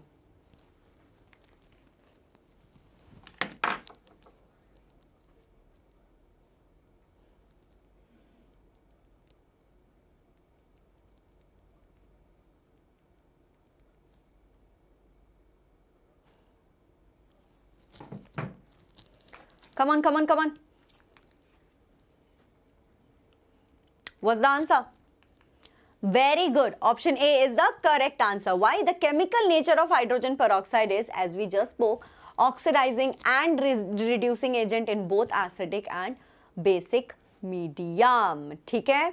Moving on. What is the reason of temporary hardness of water, guys? Temporary hardness. Temporary hardness, why? Really? Sodium sulfate. Temporary hardness is because of? Yes, very good. It is for calcium bicarbonate or magnesium bicarbonate. Well done, well done, well done. Acha, now before starting S block elements, just give me a little bit time.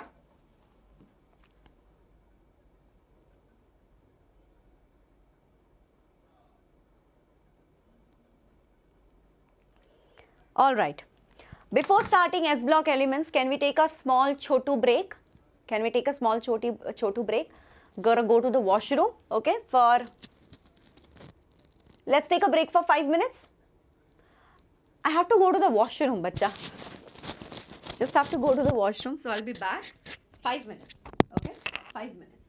Till then, you can call up your friends. Let's take a break for 5 minutes. I'll see you at 3:40. 3:40 we will meet, okay? S block. Chalo. See you in some time.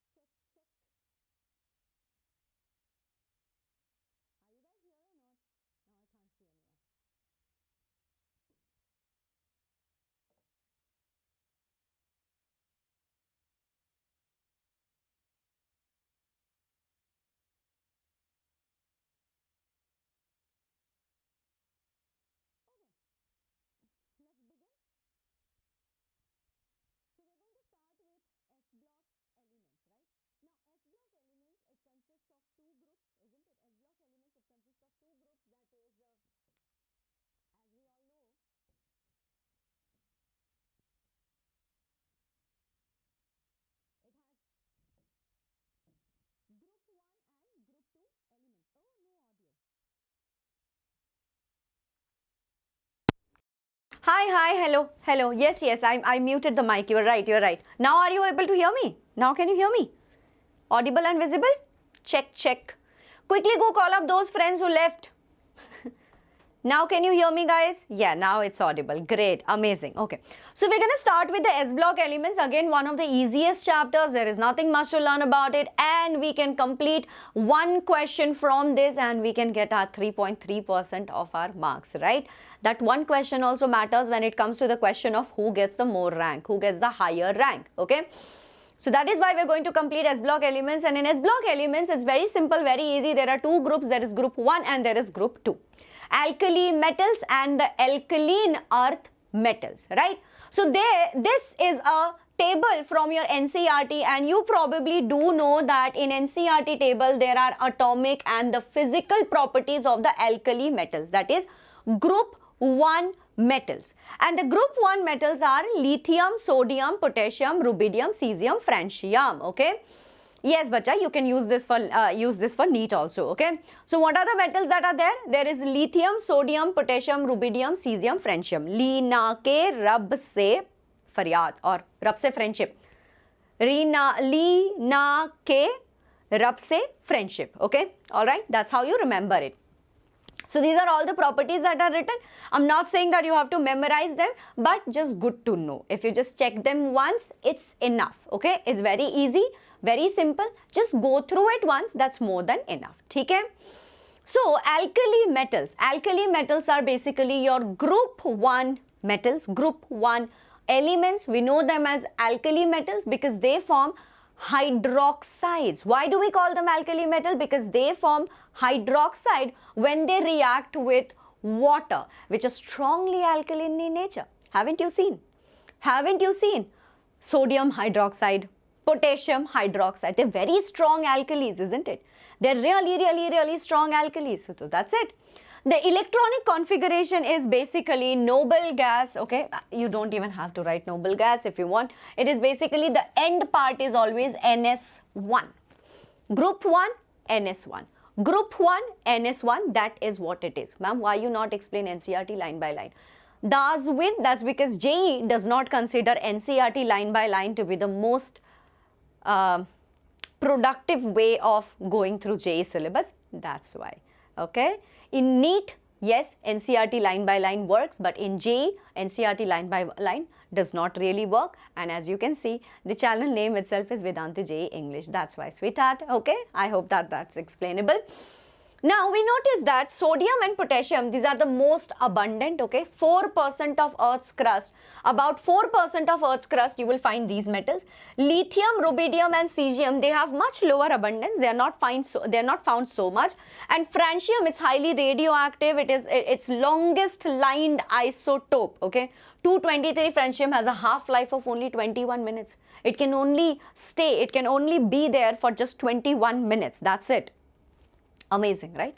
Anyway, moving on. What are the physical characteristics? The physical characteristics are that these alkaline metals, they are silvery white in color, okay? They are silvery white in color, and they are generally soft and they are very light metals. As you know that sodium actually floats on top of water, isn't it? Sodium floats on top of water. So you notice that they are very soft and they are very lightweight metals. Yes, the softness of alkali metal. Why are they soft, by the way? Why are they soft? In fact, to be honest, metal, whenever we say metal, we know that metals are supposed to be hard, right? Hardness is very closely associated with metals. But we see that these metals, the group 1 metals, they're not very hard. In fact, they're not at all hard. They're very weak. Why? Weak metallic bonding. As you know that their electronic configuration is just NS1, my dear students. So this only one electron. The only one electron is there for them to bond with other, other molecules, right? Or to bond with other atoms. Hence, the metallic bonding becomes really weak. Whereas if you take a look at the D block elements, which are most of them are metals, they have a lot of electrons, isn't it? Yes, have you seen their oxidation state? Look at manganese, +7, oh my god. Iron, 2, 3, they can give a lot of electrons to the sea of electrons for bonding, and their metallic bonding is much higher. Yes, whereas that's not the case here. That's why they have weak metallic bonding, and because of that they are also soft. Okay, now as you move down the group, the metallic bonding, it weakens further. The metallic bonding weakens further. Why? Because the size increases. Now you tell me, if I take a long pencil, don't you think that I can easily break it? If I take a small pencil, even in my teeth I will not be able to break it, right? Yup, exactly, that's the case. So as you move down the group, the size increases, the softness increases, the metallic bonding becomes weak, and that's why we see that potassium is even softer than sodium. Potassium is even softer than sodium, my dear student. Is this easy peasy? Biryani is tasty? Very easy, right? This is very easy. Now, the ionization energy is qualitatively defined. What is ionization energy? Ionization energy is basically taking one electron away from the atom. And when we take that one electron away, you will always have to give some energy to the atom. You always have to give some energy to the atom to take away one electron, isn't it? Yes? Yes? Now what happens here is we see that the first ionization enthalpy of group 1 elements are quite low. Why? Why? Because as you once again see, the electronic configuration of the last shell is NS1. The moment they give away that one electron, what happens? They can easily become a noble gas configuration. They can become a noble, they can attain the noble gas configuration. And we all know that chemistry arises because the mystery in the chemistry arises because of every element's tendency to become noble gas. Every element wants stability in their life, and they all want to be a noble gas configuration, and hence here when they give away this electron, they can easily become a noble gas, which is why the first ionization enthalpy, that is the energy given to take away the first electron out, it's very, very low. It's very, very low.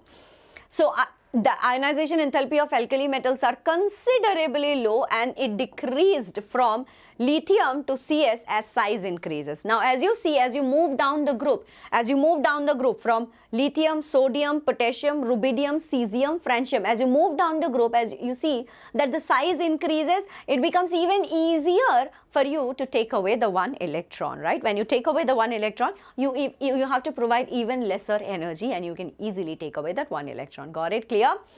Yes. Now what is hydration enthalpy? Beta, what is hydration enthalpy is, so when you have a metal, and what happens is, the water molecules, they come and try to attach to them, okay? They come and try to attach to them, okay? So when they come and try to attach to them, when the water molecules come and attach to the metal, energy is released. Some amount of energy is released, and that amount of energy is called as hydration enthalpy. So we see that the ratio of charge by size is maximum for lithium. Lithium has a very small size. Lithium is right on top of the alkali metal, isn't it? Lithium, sodium, potassium, rubidium, cesium, francium. So lithium is right on top. Now when you see that lithium has a very small size, and because it has a very small size, but the charge it has is more. Because the charge that it has is more, what happens is, so dipoles are attracted maximum towards lithium plus, okay? And lithium has the maximum degree of hydration, okay? Lithium has the maximum degree of hydration. Lithium salts are mostly hydrated. Most of the time you will find that lithium salts are hydrated. LiCl2, LiCl.2H2O, LiCl.2H2O, okay? So Li plus has the highest hydration, then sodium plus, then potassium plus, then rubidium and cesium. Basically, as you go down the group, the hydration enthalpy decreases. Yes, Arun, I will try my best, bacha. We will try to finish it early, okay? Yes, now, density. They have remarkably low densities. I just told you that they're very light, isn't it? So lithium is only half as dense as water. Sodium and potassium are slightly dense than water, and all the group 1 elements have density which is less than 5 gram per centimeter. Why reason? What is the reason? Once again, weak metallic bonding, okay? Weak metallic bonding due to poor attraction both between kernel and the sea of electron. Like I said, they have only one electron to give it to the sea of electrons. So that means the metallic bonding is just because of that one electron. And just because of that one electron, how much stronger can it be? How strong can the metallic bonding get, right? It cannot. So that's what we're talking about, okay? K, however, that is potassium, however, is lighter than sodium, which is due to an abnormal increase in its atomic size. You suddenly see that from sodium to potassium, it seems, potassium has a sudden increase in its atomic size because of the presence of penultimate d orbitals. D orbitals got introduced to potassium, which is why there is a sudden increase in the atomic size, and that is why potassium becomes lighter than sodium. Cool? Now, here is a question. Tell me, sequence of ionic mobility in aqueous solution is rubidium plus, K plus, cesium plus, sodium plus, or is it option B, or is it option C, or is it option D? What is it? Tell me, what is it? Come on guys, tell me. Go ahead, think about it. 5, 4, 3, 2, and 1. What's the answer? The answer is D, my dear student. Yes, the answer is D. What is the question asking? The question is asking sequence of ionic mobility in aqueous solution, as in an aqueous solution, how will the ions move? Okay, how will the ions move? We will notice that cesium will move the fast, then rubidium, then potassium, and then sodium. Sodium will move the least, okay? Sodium will move the least, okay? Now coming to boiling point and melting point. So we notice that the melting point and the boiling point of alkali metal, as you go down the group, it decreases. Once again, why? The size increases. As the size becomes bigger, it is easier to melt them and boil them because of course the size is bigger, right? It will take less energy for them to dissociate from them, okay? It will take less energy for them to, you know, the bond dissociation enthalpy, as in you will be able to easily break the bond as the size becomes more. Okay? Flame coloration, yes, this question is asked from this topic. You might get a question in JEE, bacha. So please make sure that you note this down properly, okay? So when alkali metals or their salts are kept in Bunsen flame, when you introduce them to Bunsen flame, you notice that the electron in the outermost shell, right, it absorbs some energy and it gets excited. It jumps. And when you take away the energy, what happens? It falls back again. It falls back again. And when it falls back, you get to see a visible color in the flame. What do you see? You get a visible color in the flame. So now how will you remember? Let me tell you. Li for L for lipstick. Li, lipstick. And usually I like to wear red color lipstick. So how do I remember it? Li, crimson red. Li, crimson red. Sodium, S for sodium, S for sun. Sun is golden yellow color. So sodium gives you a golden yellow color. K, okay. Now K, how will we remember? K for K beauty. Nykaa has K Beauty. There is this new lipstick brand that has come, K Beauty, and K Beauty has a pale violet color lipstick. So pale violet for K. Rubidium, okay, rubidium, ruby is red in color basically. Ruby means red in color. Very close to red we have purple color, so we will write purple color, and CS is sky blue violet. Actually rubidium, you can also say that it is basically red. How boys can remember it with lipstick only, bacha. It's okay. Someday there will be someday you might have to gift it to your mom or your sister or you know someone else, isn't it? So just remember it. Yes, even if you are a boy, you might just need a lipstick color someday, okay? Alright, yes, now francium, because it is radioactive, it does not give any flame coloration. So that's how we remember. Is this clear, guys? Easy peasy, biryani is tasty. Lipstick, crimson red. Sodium, S for sodium, S for sun. So sun is golden yellow, so sodium is golden yellow. K beauty, pale violet color. Rubidium is ruby. Ruby means red in color. Red in color is very close to purple, so purple, rubidium is purple. And cesium, CS. See, when you say it, what it is? Sir. So S for sky, sky blue. That's how we remember. Yes? Got it? Cool? Makes sense? Nonsense? Never forget this. Thank you so much. I don't want you to forget it, because from here questions do come in JEE. Even in the, I think 2020, there was a question from this topic. In 2020, there was a question from this topic. Hence, just told you that this is important, okay? Chalo, moving on. Now, let's talk about it, guys. The color imparted by sodium to the flame is, what color does sodium give you? What color does sodium give you to the flame? Let me know, let me know, let me know. Crimson red, brick red, apple green, or golden yellow? Very good. Absolutely right. It is option D, golden yellow. Kya baat hai? You guys are rocking it. Absolutely right. Acha. Now, what are the chemical properties of alkali? Again, once again, this is where the importance of the chapter starts, okay? Now, alkali metals, as we all know, they're highly reactive. Yes, highly reactive. Why? Because they have that one electron. See, everything, anything and everything that is related to group 1 is also related to NS1. That one single electron can make them super reactive. That one single electron, they just want to give it away. They're like, take it, bro. I want to be stable. Take it, I want to be stable. Yeah? Just take it, I want to be stable. So what they're going to do is they want to give away that electron so that they can be what? They can be stable. And that is why they are highly reactive, okay? The high reactivity happens because of this. You will see that they have a very low value of first ionization enthalpy. They really want to give away that first electron, which is why you have to provide them with very little energy. Yes, very little energy they will give away their first ionization. What am I saying?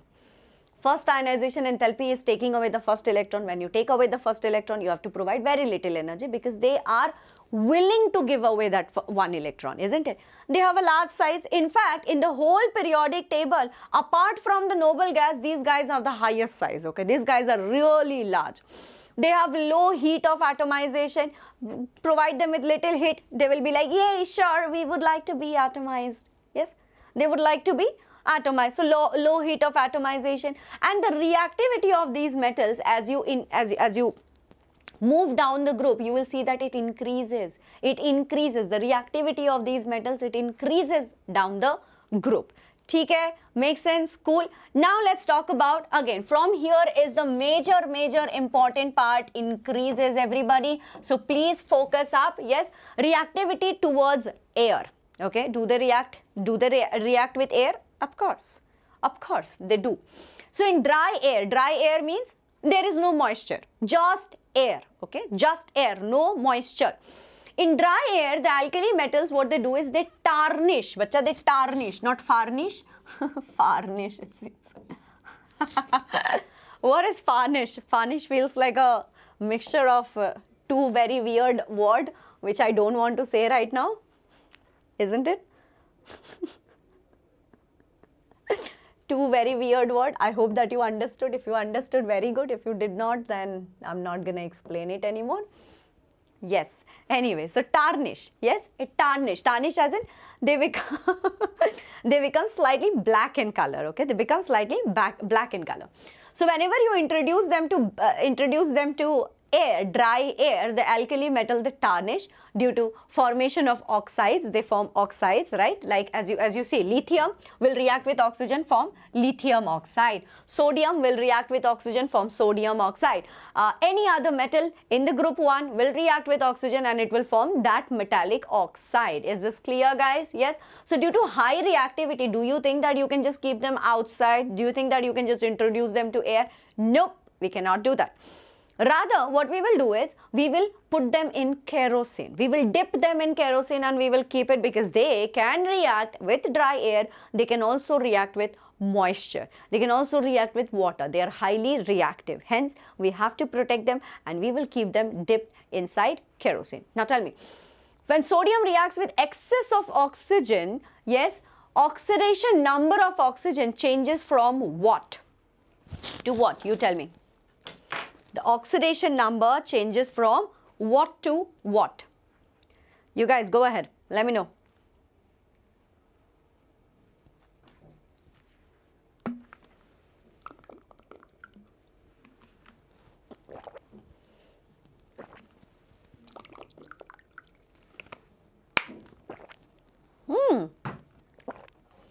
You sure?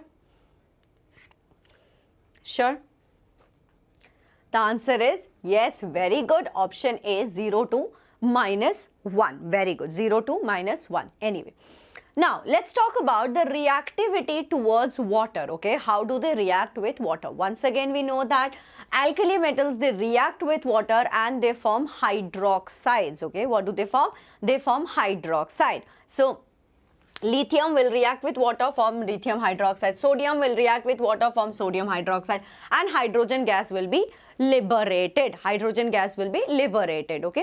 Now, lithium, it reacts gently. However, sodium, it melts on the surface and molten metal skates on the surface and it may catch fire. Sodium is very volatile. It reacts vehemently. It reacts very fast. That is new word for you, vehemently. What is vehemently? Vehemently means very strongly. Okay, what did I say? I'm teaching you a new word in English, guys. It's vehemently. Okay, vehemently means very strongly.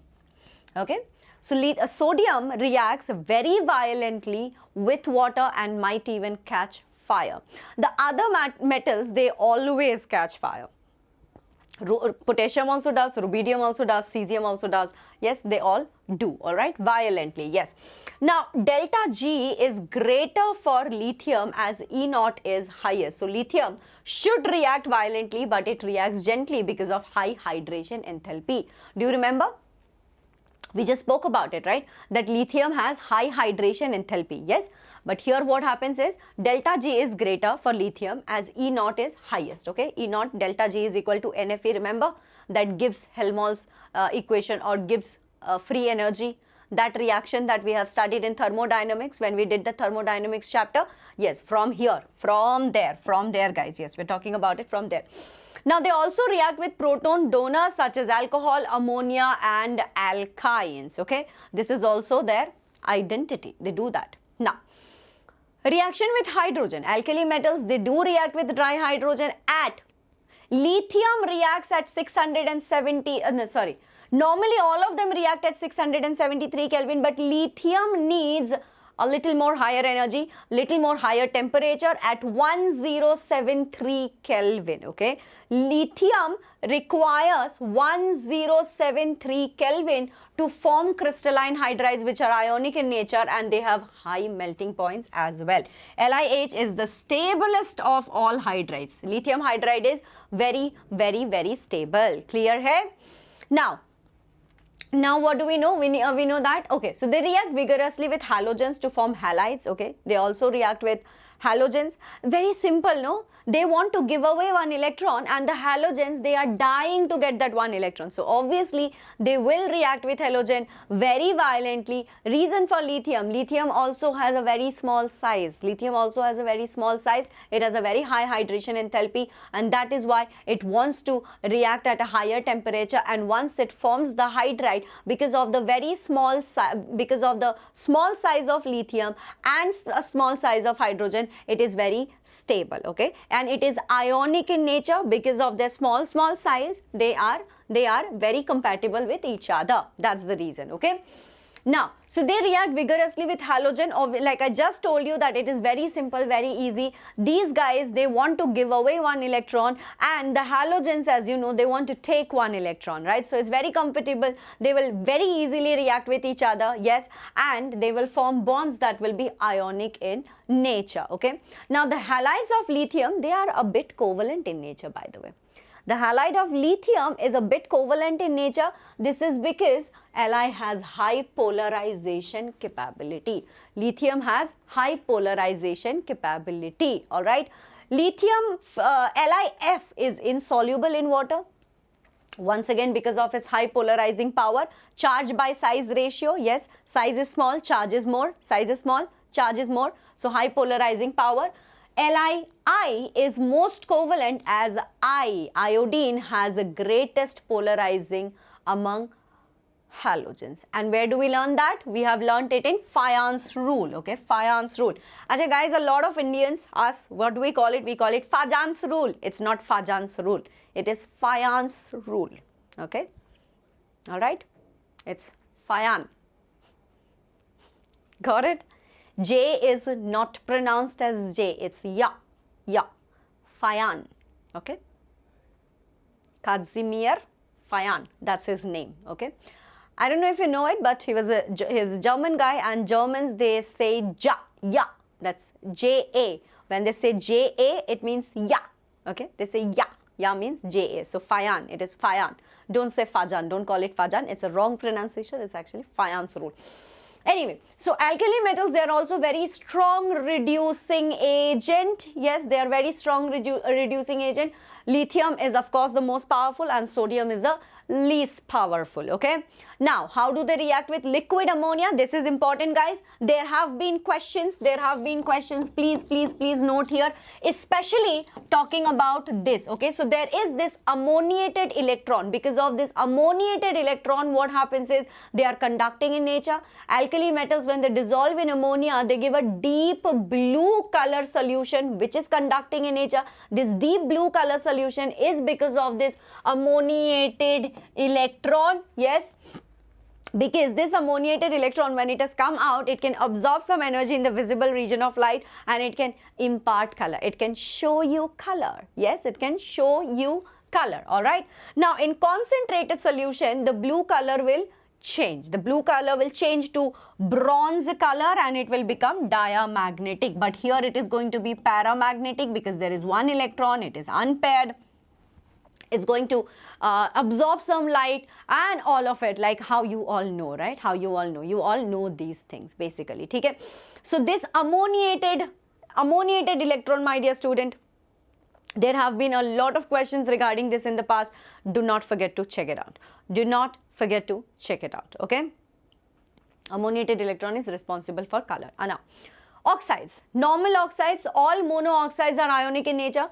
Li2O, lithium oxide, Na2O, sodium oxide, they are pure white solid. However, potassium oxide is a pure yellow in color.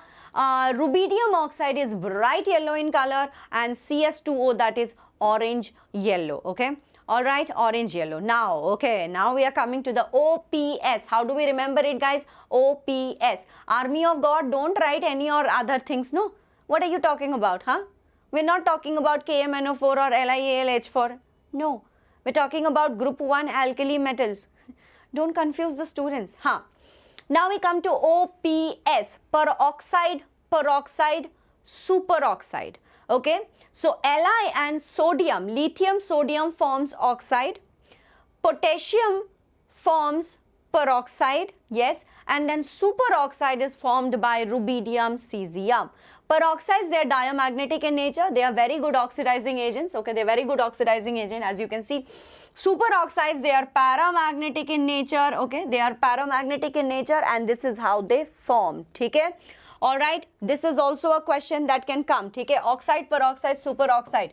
It's also important. From here also questions are asked. Okay, oxide, peroxide, superoxide. Please remember it. From here also they do ask question. Now, carbonate and bicarbonate salts, guys. Okay, Na can also form. Yes. Lithium only forms oxide basically.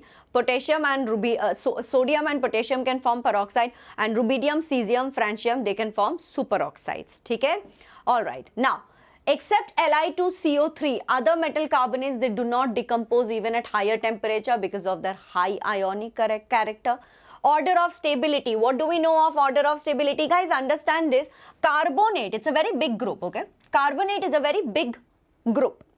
And as you see here that cesium is also big. So when there are two big atoms coming together, the stability becomes more. Okay, the stability becomes more. So hence, as you go down the group, you will see that the stability of carbonate becomes more. Okay, the stability of carbonate will be more as you go down the group. Okay. For lithium, however, it will not be, because lithium is a small size, whereas carbonate is a big group, right? Yes. Now, except LiHCO3, all the alkali metal bicarbonate exist. Okay.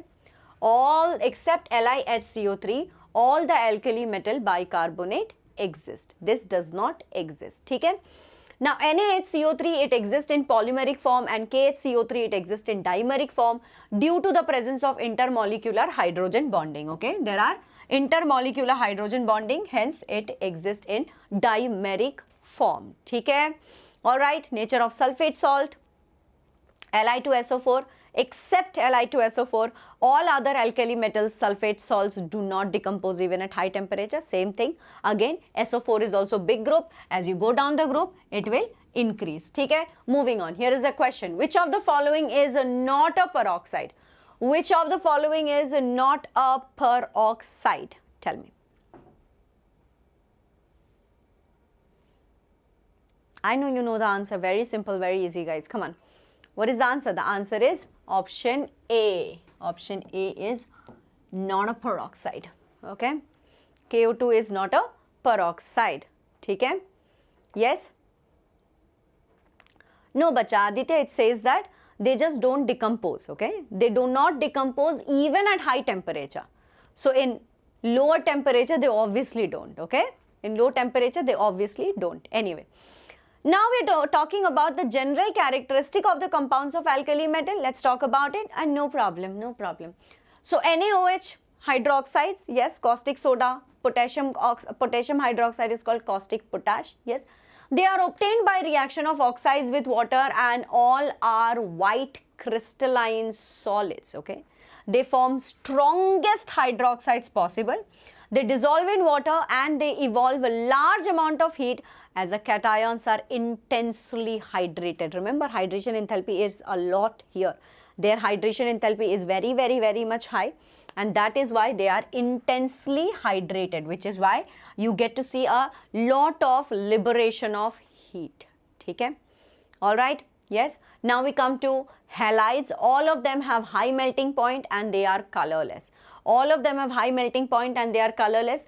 Delta HF for fluorides become less negative on joint from LiF to CSF. Delta HF for chlorides, iodides and bromides, they become, you can just read this, okay? You can just read this. This is a self-explanatory. You can read this. Let me skip through this. Now we come to another important part, that is anomalous behavior of lithium. Lithium, you see, always behaves a little weirdly. In fact, not only lithium, the first element of any group, their sizes are small, they always behave a little weird, okay? You will always find them behaving a little weird, and hence we have to study the anomalous behavior of lithium, okay?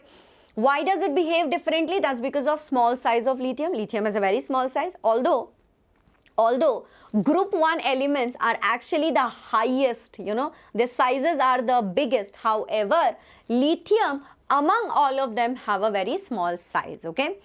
It also has a high polarizing power because of the charge by size ratio. Size is small but charge is higher. Size is small but charge is higher, hence it has a high polarizing power. It has high covalent character in its compound and hence they are soluble in organic solvent. Okay? Alright.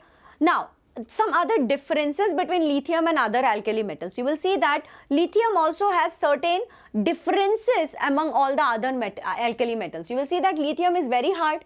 The melting and the boiling point are higher than the alkali metals. Why? Size is small. Size is small. Lithium is strongest reducing agent but least reactive in the group. Does not react so much, but it is the strongest reducing agent. On combustion in air, Li2O and Li3N, lithium nitride and lithium oxide, is formed, okay? Lithium bicarbonate is liquid in nature, whereas all the others are solid bicarbonates. Slightly weird, see? Slightly weird, I told you. Lithium does not form ethynide like other alkali metals. Other alkali metals, they can form ethynide like this, whereas lithium cannot form that. LiCl is present in hydrated form, that is LiCl dot 2H2O. See, hydration. Yes, hydration is here, while others are not hydrated. Lithium has the highest hydration energy as well, if you remember, right? Now, lithium, LiNO3, it gives Li2O on heating, while others will only give nitride. This from here also question has come, guys. From here also in previous year question, you will see that which of the following will not give you nitride. They have asked this question. So please do remember this. This is important, okay?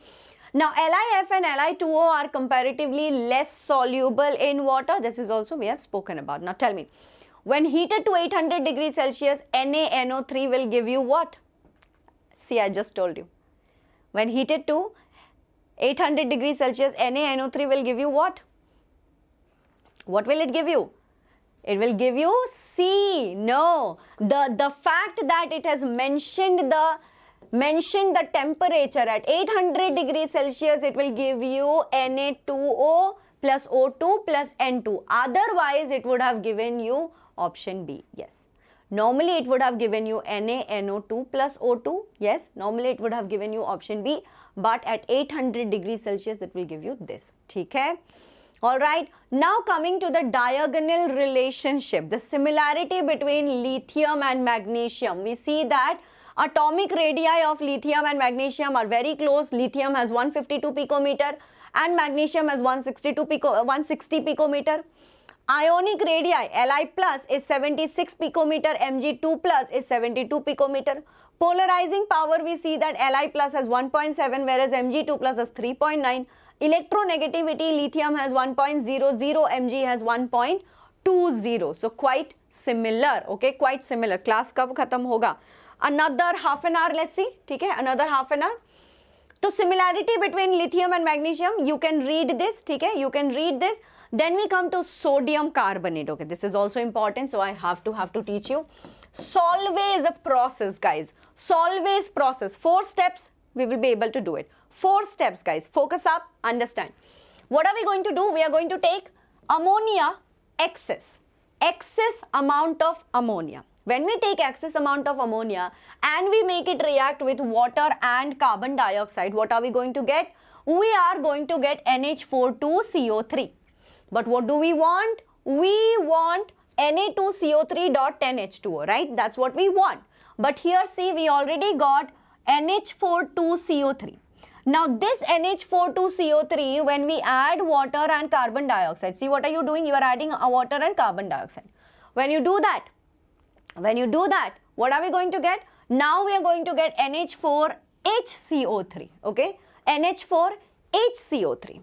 Now you take this NH4HCO3, see we still want Na2, we want sodium carbonate, not NH4, sodium carbonate. So now we want to introduce sodium, so we have taken sodium chloride. When we take sodium chloride, we get NaHCO3 and we get NH4Cl. Now we will take this NaHCO3 and just heat it. When you heat it, this hydrogen will fly away and we will get Na2CO3 plus carbon dioxide plus water. So 4 steps, everybody. Do we understand? What did we take? Excess amount of ammonia plus water plus carbon dioxide, NH4,2CO3. NH4,2CO3, again water and carbon dioxide, you will get NH4HCO3. Now with NH4HCO3, we want to introduce sodium to it. So we will add NaCl. When we add NaCl, what we will get? We will get NaHCO3 plus NH4Cl. This NaHCO3, when you heat it, you will be getting Na2CO3. Now, do you know that NH3 is obtained when solution containing this? From here, there will be no wastage. From here, you can again get back the ammonia. How?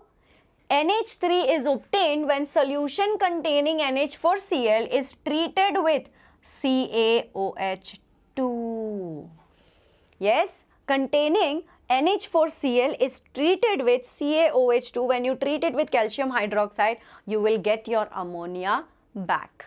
Okay? Alright. And this, my dear student, is called as Solvay's process. What is it called? Solvay's process. Yes? Yes, Valli, you can watch it. Okay? Alright. Now, K2CO3 cannot be prepared by Solvay's process. You cannot prepare potassium carbonate with Solvay's process, okay? As KHCO3 is too soluble to be precipitated by the addition of NH4HCO3. Here what happens is NaHCO3, right? NaHCO3 can come out as a precipitate, okay? This can come out as a precipitate, but here KHCO3, it's too soluble. It's too soluble. You will not be able to get the precipitate out. Okay? Alright, everybody. Now, Na2CO3.10H2O is a white crystalline solid. You just have to heat it. When you heat it, what will happen is, okay. It will be Na2CO3.H2O plus 9H2O. Okay. Now when you take Na2CO3 dot H2O, again when you heat it, you will get sodium carbonate. You will get sodium carbonate plus water. Okay. All right. Again, now uses and all you will be able to read it. The questions are also there. This you can do it. Okay. Sodium chloride. Let's do sodium chloride. So we all know that seawater contains 2.7 to 2.9% NaCl by mass, right? We all know this. Crude NaCl, that is the raw form of NaCl, has a lot of impurities also. There are magnesium chloride, calcium chloride, right? Now what we know is Na2CO3 reaction with acid. So when Na2CO3, sodium carbonate reacts with acid, what will you get? Sodium chloride. You can easily get sodium chloride. Now on passing concentrated sodium carbonate solution with carbon dioxide and NaHCO3 is obtained, see once again you will be getting this sodium hydrogen carbonate, okay? Sodium bicarbonate, you will be getting this here.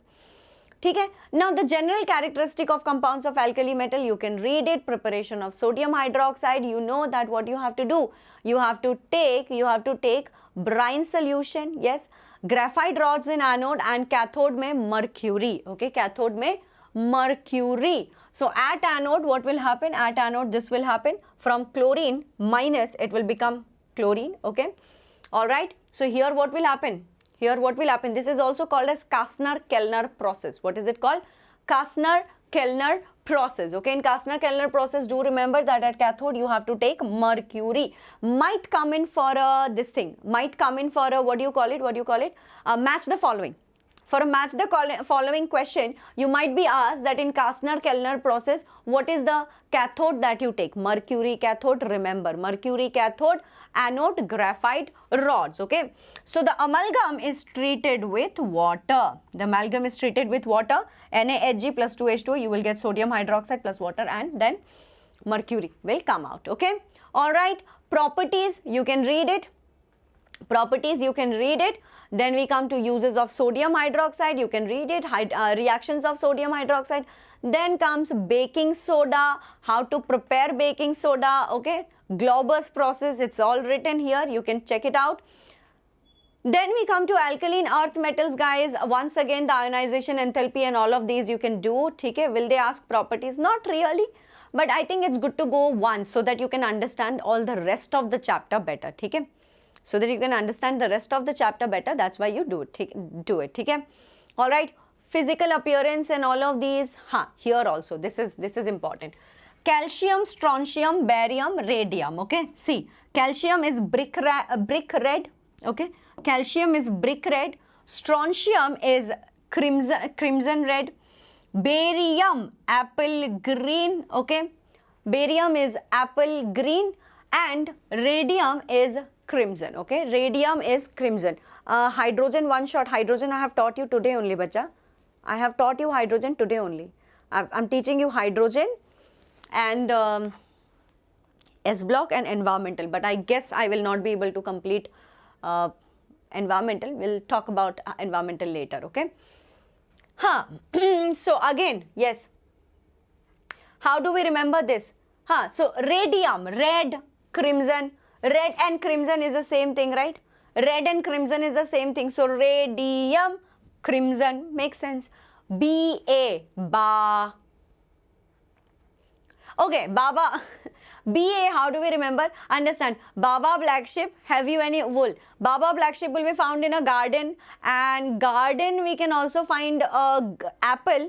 Apple also comes in apple green, so barium will give you apple green, okay. Strontium, strontium is crimson red, calcium is brick red. Can I solve PYQ just after watching this?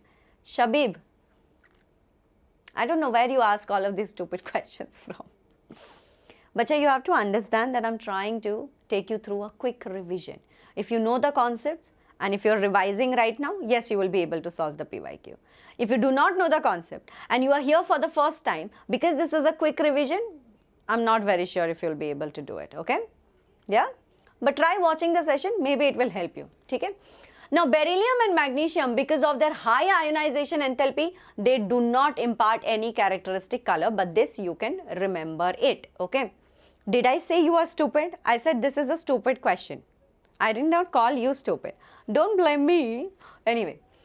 Now, anomalous properties of beryllium. Once again, you see that beryllium is right on the top, right? It's the small one. It's the smallest one in the family. Hence, once again, it will behave weirdly and we will see anomalous properties of beryllium. It will differ from all the rest of them in the group. Okay? Alright everybody, it is extremely small and once again, because of Fion's rule states that small highly charged ions, they tend to form covalent bond. Okay?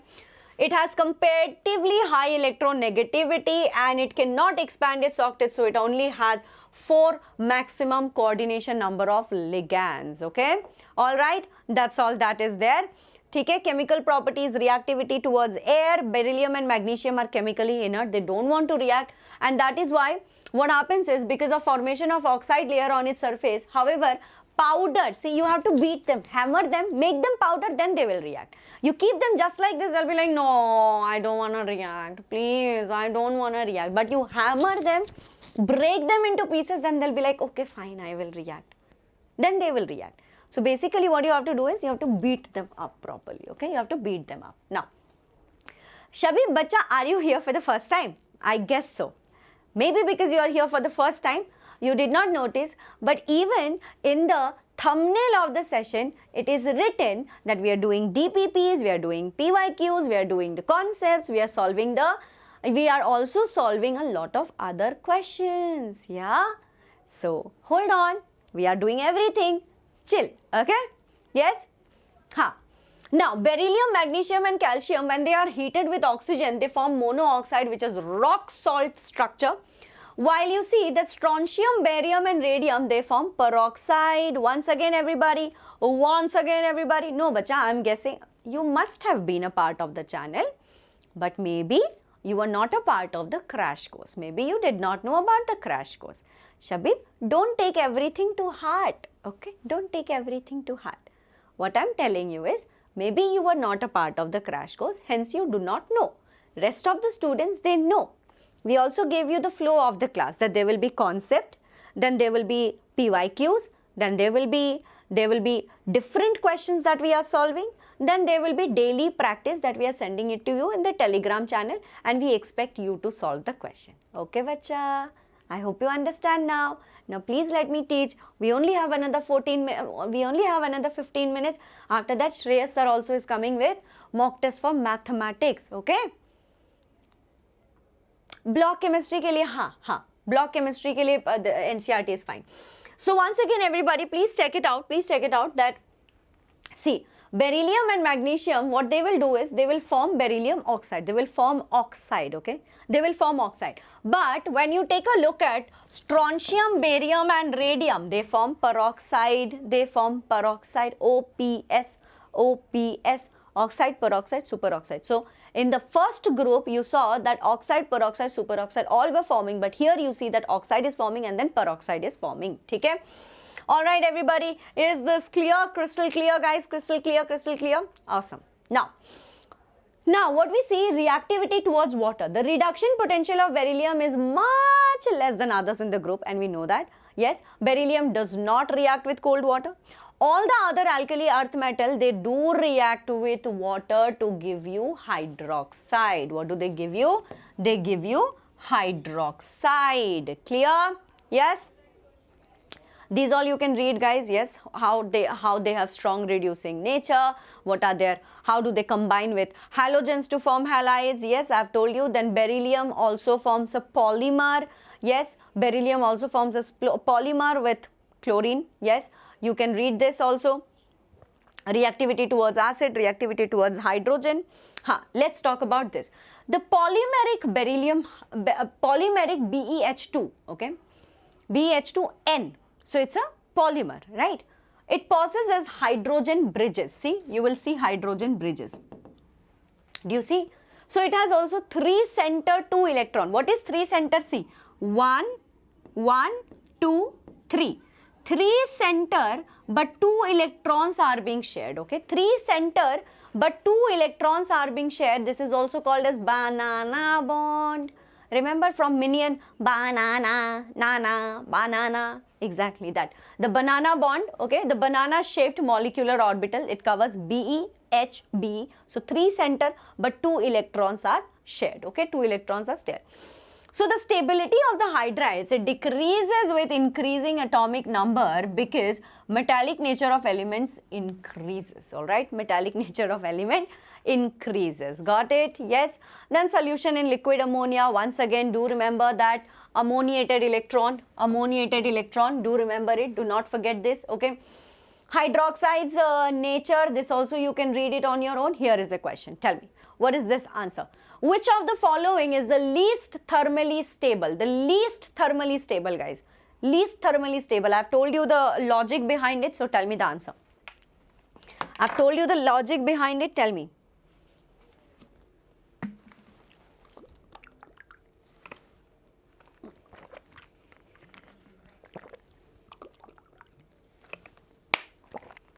What's the answer, guys? Makes sense, makes sense. Let's check it out. Yes, because beryllium is of small size, whereas carbonate is a bigger size. For thermal stability, always see that the cation and the anion, they must be of the same size. If they are of the similar size, then the compatibility will be more, thermal stability will be more. But here beryllium is of smaller size and carbonate is of bigger size, hence what will happen? The thermal stability will be less. Okay? Very good. Uses of alkaline earth metals, you can read it, the diagonal relationship between beryllium and aluminium, you can read it on your own. Then there are certain compounds that they are talking about, okay, compounds of calcium, quicklime, right, compounds of calcium, how to make this, compounds of calcium, slake lime, calcium hydroxide, all of these are there, that you will be able to read it, I'm hoping. Plaster of Paris, POP is also here, okay, I'll be giving you the notes, so don't worry about it. Acha, haan, this is important, guys, this is important, yes. Portland cement, they have asked a question in JEE regarding this, okay. They have asked a question regarding Portland cement, yes, so don't forget to go through this, alright. ठीक है हाँ now let's do some PYQs चलो the correct order of hydration enthalpy of alkali metal is बताओ guys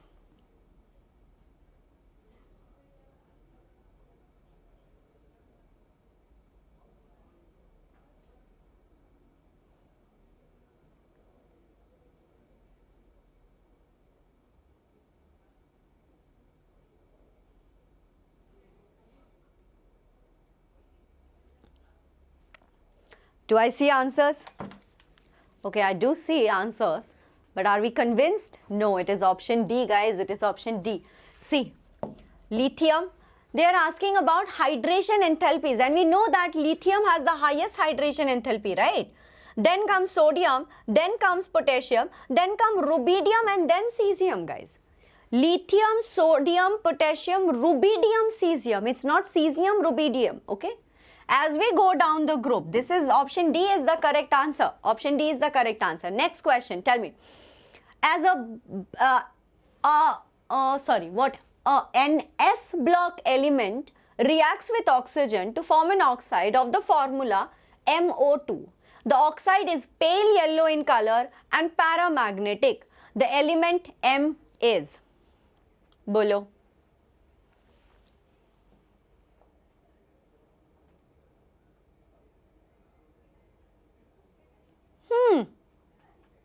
Very good. Yes, very good. It is potassium. Potassium forms pale yellow color oxide. Very good. Very good. Well done. Okay.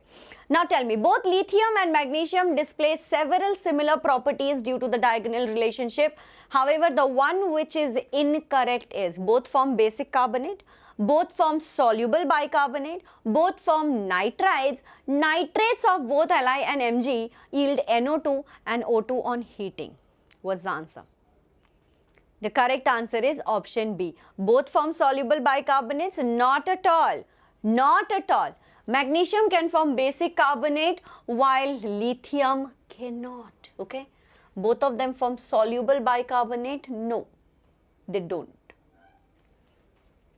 They don't. Okay. Chalo. Now comes to environmental chemistry, but I guess the time won't be enough to go through environmental chemistry. So I guess we should stop here, and I will give you the notes. You can go through the environmental chemistry. It is a very simple, very easy chapter. There is nothing much that you have to read, okay? So please just go through the notes and just do the previous year questions and get ready for your maths mock test at 5 o'clock. And at 6:30 p.m. I will see you again with your chemistry mock test for JEE mains, okay? All right, everybody, that was all for today. I will see you, everyone. Don't forget, there are DPPs here, as you can see. Let me just show you. There are daily practice questions also. Let me show you that. Please don't forget to attend those, okay?